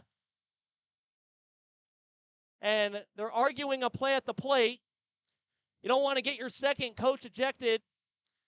That one wasn't even close, though. Calhoun way too fast for this defense, and they're going to get a towel here, wipe off some of the turf that got all over everyone there as Calhoun brings one in for the Corn Belt League, and they've got a guy on third in Burnett. And oh my goodness, what a turnaround after Park City thought they walked it off with a balk. It's come right back to bite them in the butt. 4-3 the lead for the Corn Belt League. Burnett on third, 1 out with Yeager at the plate. It's going to be suicide squeeze, sack fly. Just get that extra run of safety in here if you're the Corn Belt League. That's why you never celebrate too early. That one pops out of the glove of Ajin, and it looks like it'll be a 2-0 count. I think Ajin's nervous behind the plate. He isn't squeezing a lot of these balls. 3-0 count, behind the plate for the Corn Belt League, and that one well over. It's a walk, and over to first goes Yeager. I wouldn't be surprised if you bring in a pinch runner here, get a little bit more speed on the base paths. Yeah, I agree. Runners on first and second. Runners on first and third. Oh, my bad. First and third, sorry. It's Yeager on first. It's Ripa on third. It was Chris Calhoun, the ghost runner, who came in and scored the first run of the inning for the Corn Belt League to take a lead here in the top of the 10th. Check swing, but it's in there for a strike anyways against Anthony Nino, who really has not had the greatest day at the plate, has Nino, but maybe this is the time where you see that suicide squeeze, bring another run home if you're the Corn Belt League. Ripa is fast enough to pull this off. I think you got to give it an option. Swing and a miss, and it's 0-2 count here for Nino.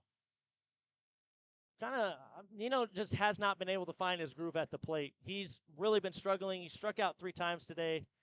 I'm really surprised how they didn't go with the pitch hitter here and Chris Bolifer.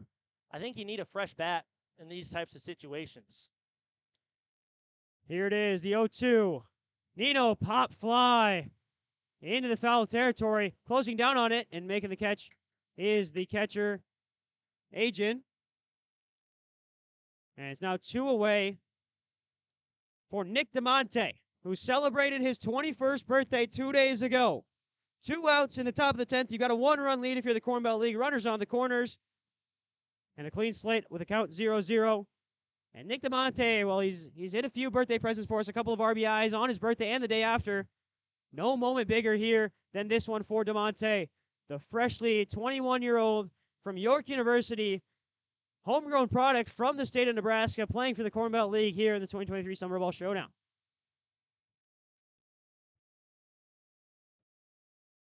First pitch outside half the plate, misses for ball 1. Nicky Sticks, or Sticky Nicky, is kind of what his nickname has been this Summer Ball Showdown. He's wearing 11, and 11's known as Sticks because 1-1. So Sticky Nicky or Nicky Sticky, however you want to, go with it, has been pretty hot up at the plate. That one in there for strike 1. It's a 1-1 count against DeMonte. And one thing about Nick is he's going to slow the game down, and he's very confident in his ability. He's going to try to slow this game down as much as possible and try to get in the head. Here's the 1-1. That one poked at. It's foul from DeMonte. Just crosses over the foul line. So we'll get another chance here with the 1-2. We saw DeMonte in the last time he got a hit in his at-bat, get a 2-2 count, poke one out into center field. So he definitely is a very qualified 2-strike hitter. 1-2, 2 away. The Corn Belt League took a 1-run lead in the top of the 10th. Thanks to a wild pitch from Caleb Wilson. It was Chris Calhoun, the speedster, who came in and scored the game-leading run, I should say. Has Ripa on third, Yeager on first, DeMonte at the plate. Poked at, high bouncing ball. DeMonte's trying to leg it out. That throw is in time. Good hustle from DeMonte, but the Corn Belt League take a lead in the top of the 10th. They'll look to close it out here when we return on the Corn Belt League Network.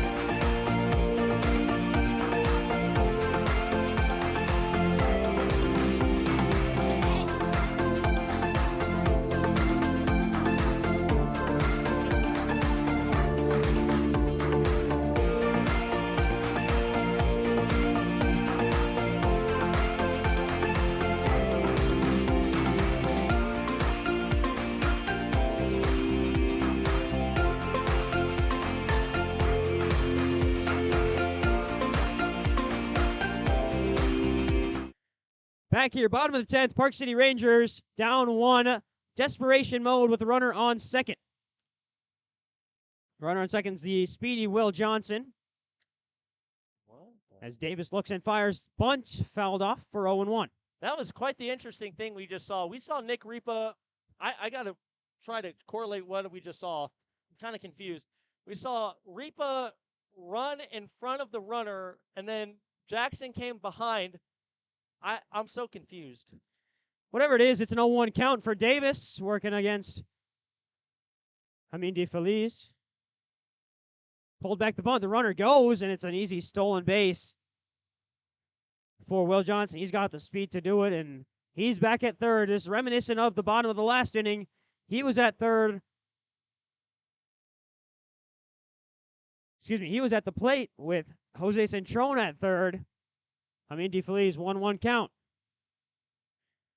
That one outside. 2-1.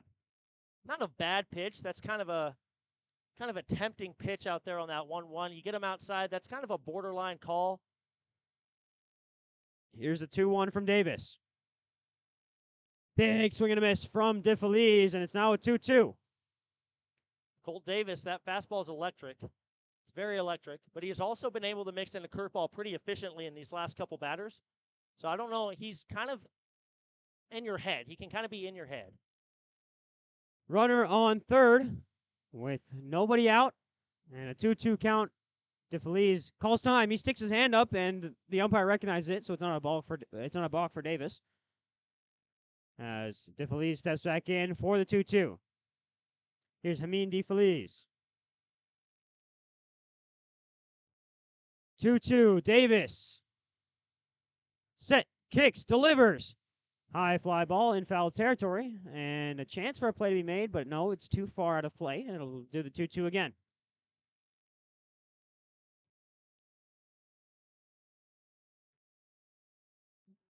Davis setting back up after the foul ball. DeFeliz steps back in a moment like this, you hate to bring up the pitch clock, but I feel like both of these players have been taking their time. As here's the 2-2. Sets, kicks, delivers. This one golfed into shallow left field, closing in on it. Nicky DeMonte, it's going to fall and bounce away from him. 1 run scores. DeFeliz is held at first. And just like that, it's all tied up again. I don't know what Nick DeMonte was doing right there. I don't know why he didn't make an advancement on that. He let the ball drop, and then it got by him. That is an errant play from Nick DeMonte right there. I thought he allowed that ball to just come down. Unfortunate play. Unfortunate for DeMonte. It's now tied up again in the bottom of the 10th. And Davis will have Angel Cano up to bat with DeFeliz at first and nobody out. Ground ball will be huge here for Davis. You've got the defense behind you to do the job. First pitch in there, strike 1. Ground ball would be huge for the middle infield. Colt Davis is going to have to pitch for a grounder. You've seen a double play turned earlier in the game. Here's the 0-1 from Davis as he peeks over at first, looks at DeFeliz. It's all tied up in the bottom of the 10th. The 0-1 swung on and missed. It's an 0-2 count.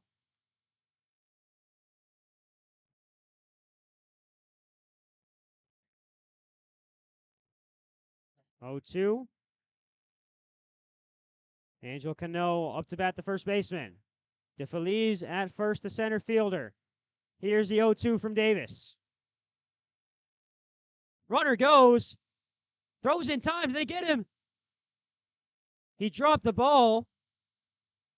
We'll see what the call is. Oh, it looks like he held on to the ball. He just got hurt in the play. So it is a throw out. They called him out on the steal. The reason he ran away is it looked like he got slid into, like little contact into the bag. That's a huge throw out. And Vern Hasty's going to go out to check on Braden Jackson. Got to hope that he's okay. Given the moment, loser, winner, you don't want to see anyone get hurt. Anyone getting hurt is just not good. You want a completely healthy game across the board. Yeah, so it is the first out confirmed. And you know it's confirmed because the tag was applied and he got slid into right in that wrist, which is what he's holding now. So it's 1 away and a 1-2 count here. for Angel Cano with nobody on. Textbook tag. You want to put it right in front of the bag, so all they have to do is slide into your glove. Here's the 1-2. Down low in the dirt for 2-2. That takes a little bit off of Colt Davis's chest a little bit, though. You don't have to worry about a runner. You don't have to worry about, a run coming across, or you don't have to worry about stealing anymore. You can kind of pitch with the blank canvas now. This one fouled right back, and it's another 2-2 pitch. And, well, you take a look outside here, and it just seems like everybody in the ballpark has filtered over here. And the reason why, well, 10 p.m. there was a scheduled fireworks show after the 7 p.m. game is finished. They can't do that right now because of our game. Here in the 10th inning, and we're going to go a few more minutes as this one grounded to Jackson at second. Clean catch over to first, clean throw. There's 2 away. It's a big timeout right there.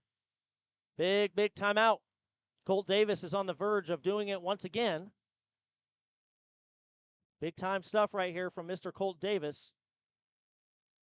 Tommy Agin, the catcher, now up after Cano. He's the cleanup hitter. He's the one who really started off that spark in the 9th.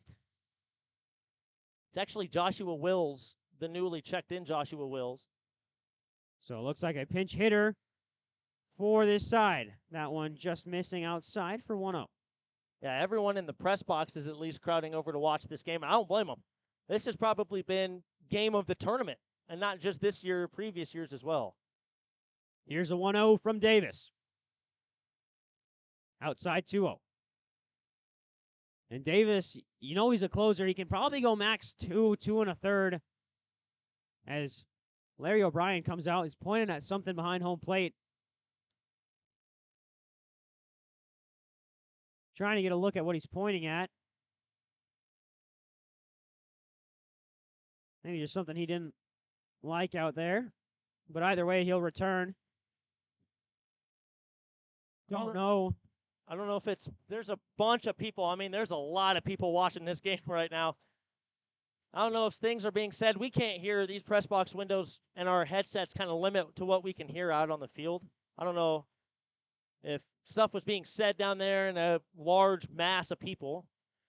2-0 the count with 2 away, and that one misses for ball 3.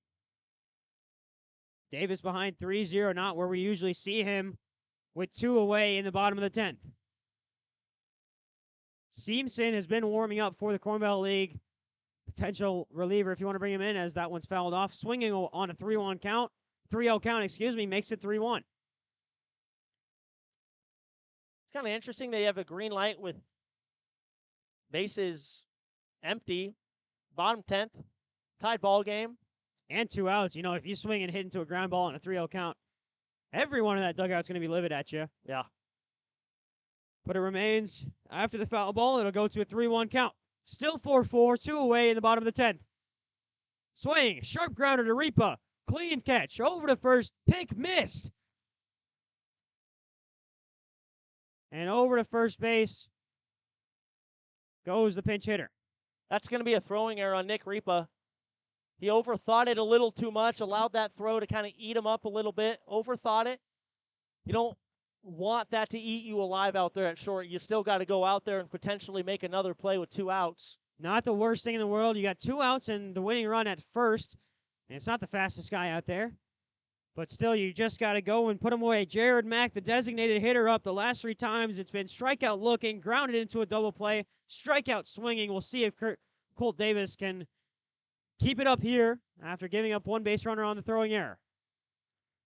First pitch, well inside 1-0.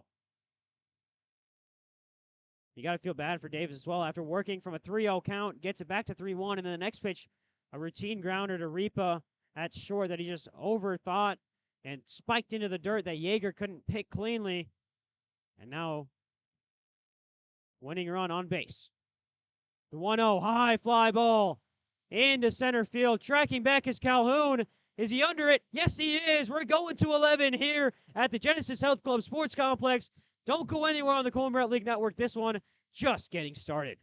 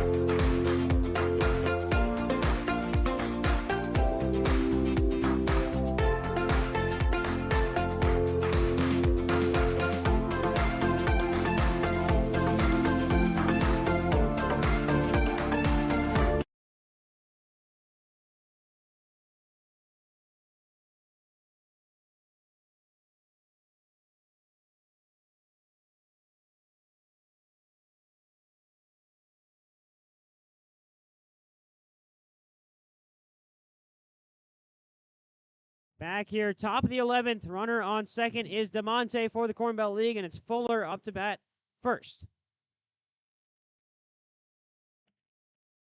Pair of Black Sox. You got DeMonte at short. That one popped up. DeMonte's going to make it to third, and it'll be one away here after the sacrifice bunt from Buller. That one, a dangerous bunt from Fuller, but he gets away with it and pushes the runner all the way over to third. That was a very dangerous bunt right there from Dylan Fuller. Almost popped it up to the pitcher. Thank goodness the pitcher got kind of a late beat on that ball. They dropped, and DeMonte was able to read that perfectly.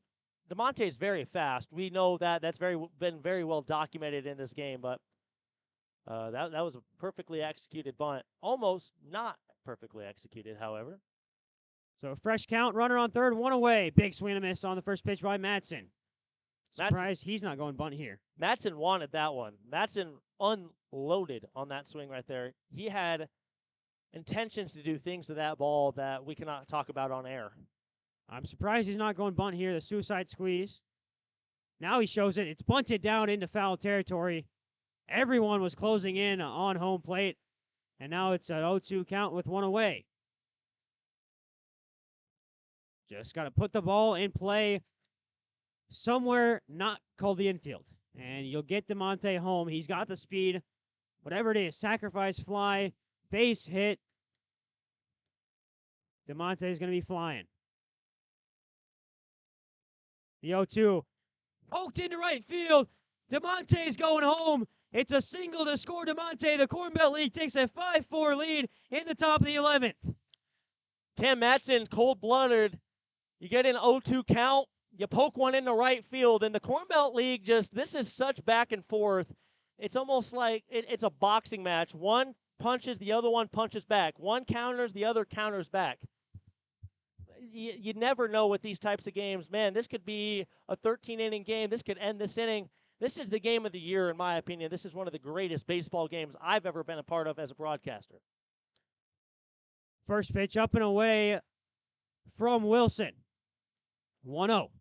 One-run lead for the Corn Belt League. Top of the 11th, one on first. It's Madsen, whose RBI single brought home the leading run, and Nick DeMonte.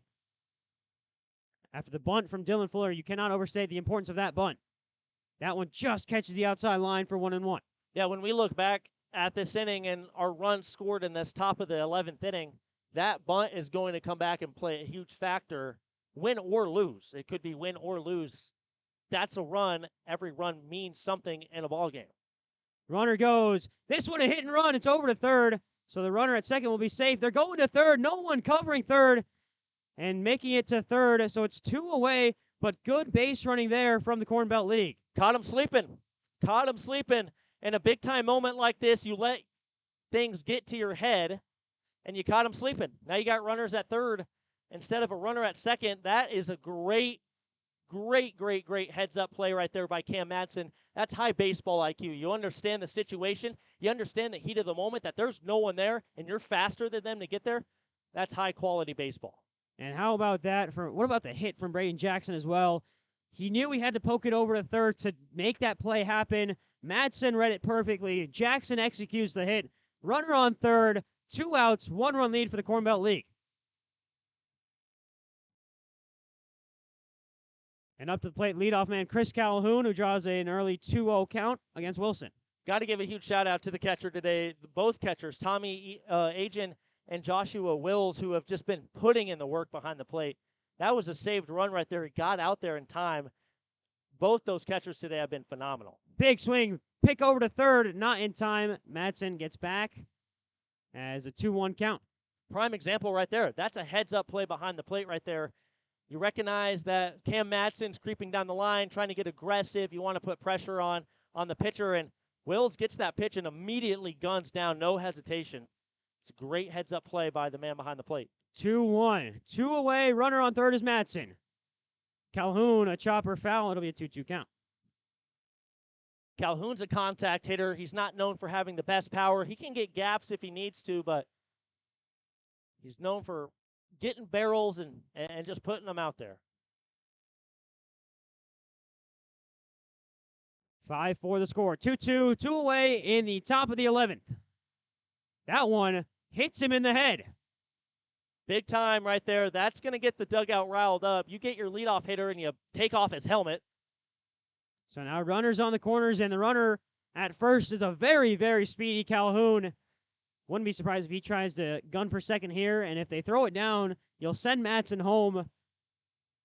As Burnett steps up to the plate, has cooled off a little bit in his last few at-bats, but coming into today, literally in the previous game, went 3 for 4, 4 RBIs, 3 runs scored, did it all in the last game. The early game at 1 p.m. today, looking to tack on a few more here for the Corn Belt League with 2 away and runners on the corner. First pitch, runner goes, no throw down. It's 2 in scoring position now with an 0-1 count. Did Carson swing at that ball? No, that was just called strike. Called strike. Okay. A little bit inside, but it is a called strike. They changed the count to 1-0. I was going to say, I thought that ball was in the dirt. I was kind of confused on how that would have been a strike. I stand corrected. It's a 1-0 count. 2 away still. This one rifled into foul territory and out of play. Wouldn't that be something? They had the cornhole thing set up over there. I know they're put away right now, but wouldn't that be something if a ball was hit into the cornhole? I mean, the chances very unlikely. Very slim, but it would be a good memory. It would be a good memory. Here's the 1-1. Runners on second and third with 2 away for Carson Burnett, the hot hand for the Corn Belt League coming into the game. Foul ball. It's now 1-2.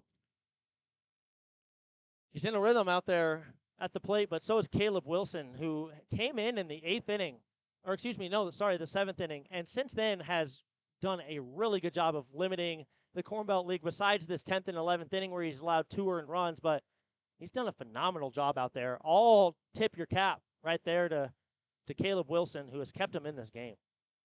5-4 lead for the Corn Belt League, down to their last strike. Swing and a miss. They got him swinging, and Wilson is hype about that one with 2-1 scoring position. You get the strikeout to end the top half of the inning. The Corn Belt League do get 1 to take a lead. The Park City Rangers still have time to claw back when we return here on the CBLN.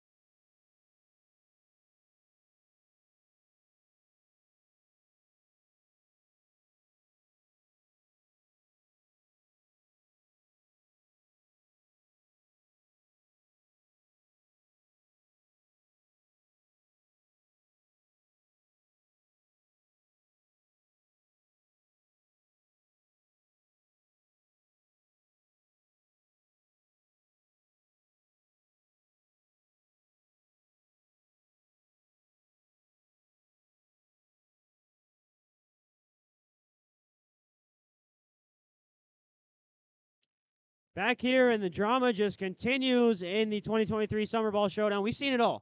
A potential walk-off balk that was called back due to a batter's timeout, an ejection of an umpire, extra innings where the Corn Belt League took a lead, and then the Park City Rangers came back,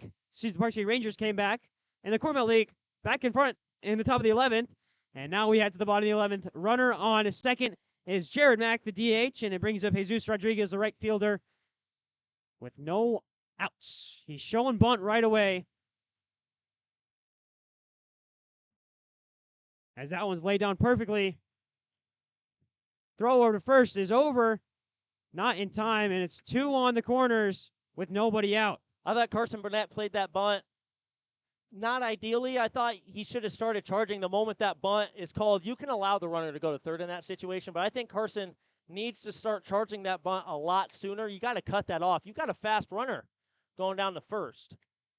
So instead of runner on third with 1 out, it's runners on the corners with no outs. And the winning run is on base with nobody out. Colt Davis needs to pitch a gem here to get the Corn Belt out of this one. First pitch well inside for 1-0.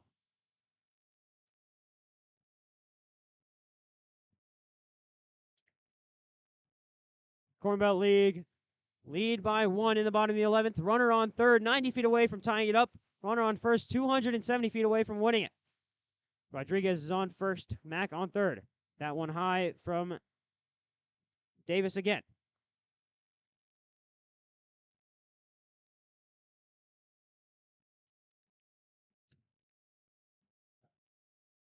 Davis resets the 2-0.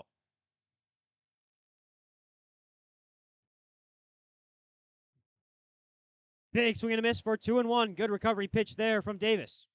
That was an absolute hack right there. He was swinging out of his shoes. That's a nice swing, however, from Cintron. Those are the types of swings where barrel one up, those things can carry for a long way.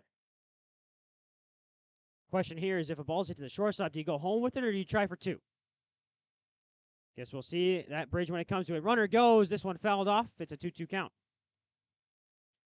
Strikeout here would be massive for Colt Davis. Got to get that first out. Once you get over that first out, you can kind of settle in for the inning, but with runners on the corners, I don't know if you could ever settle in for the inning. Here's a 2-2.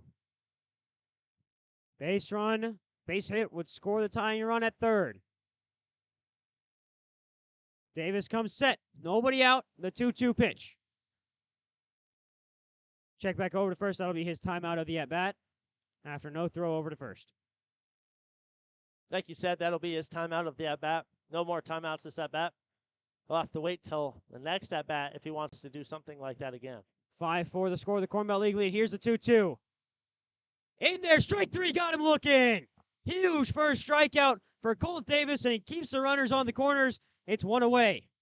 That's a big strikeout right there from Colt Davis. Like I mentioned, once you get that first out, you can kind of settle in, assess your situation. Your defense knows what's up. You got to expect that a runner is going to be going to third.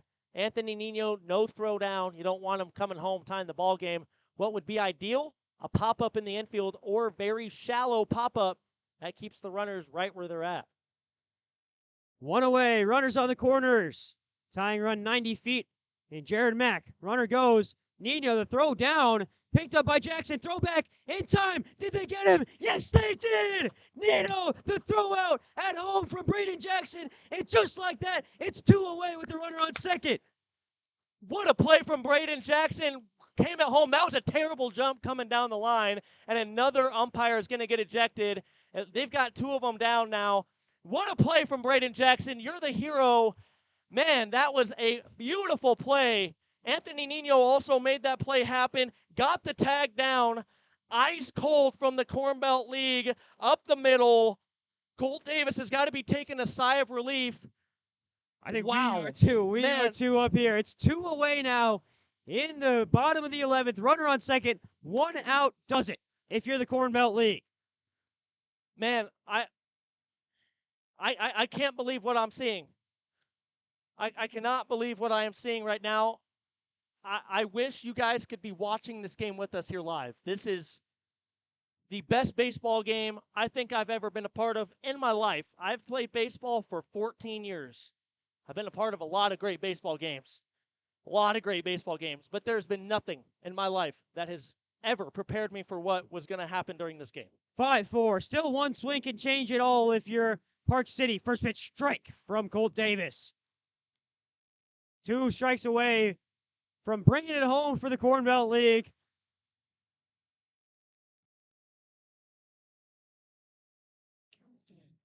And I'm tired up here, but oh man, this game is giving me energy. This game is giving me energy beyond belief. Swung on, fouled. 1-2 the count. One more strike. One more out for the Corn Belt League.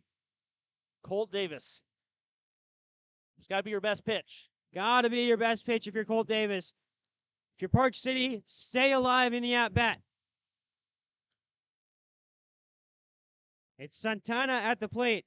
Virgilio Santana working against the Corn Belt League's closer who's pitched a great game since coming in. The 1-2. Grounder to short. Gets to the gap. It's knocked down. Coming home. Actually not coming home, so it's runners on the corner. The ball's loose. And it's all tied up. Oh, my goodness. I don't know how you allow that to happen. Shambolic from the Corn Belt League, and it's all tied up again. I don't know how you allow that to happen. That's just errant. I don't know how you can allow that to happen. I just don't get it. Runner on second, 2 outs. Colt Davis angry. But the Corn Belt League will have to go to 12 if they want to win this one.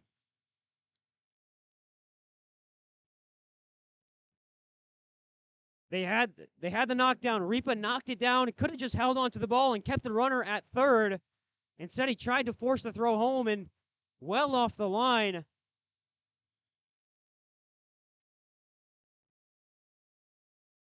And it's all tied up. Winning run now at second with 2 away. This one, grounder to third. Burnett, the pick, the throw. Off the bag. Runners on the corner, still 2 outs for the Corn Belt League. I don't know what happened to this defense. This defense played so good all game. You get to this point, you collapse. Vern Hasty needs to take a timeout and go out and talk to these guys. These guys need to calm down. They need to calm down. I don't know what's going on with these guys. They've gotten way too antsy. You had the game in your fingertips. Still 2 outs. Still a chance to salvage it here if you're Davis. Santana 90 feet away from winning it again.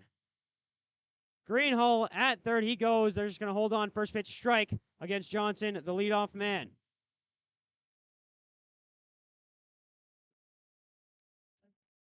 Oh, 1 the count. The Park City Rangers were down to their last strike, but they've tied it up again. The 0-1.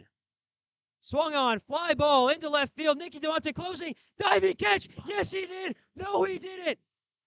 It's all over. Nicky DeMonte drops it in left, and just like that, the Park City Rangers have walked it off. It's a final score of 6-5 here in the Summer Ball Showdown.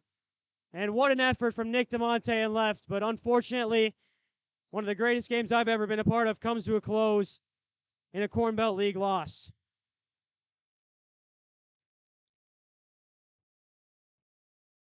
The Park City Rangers win it 6-5 here in the Summer Ball Showdown, ending the Corn Belt League's run off the fly ball to left from Will Johnson.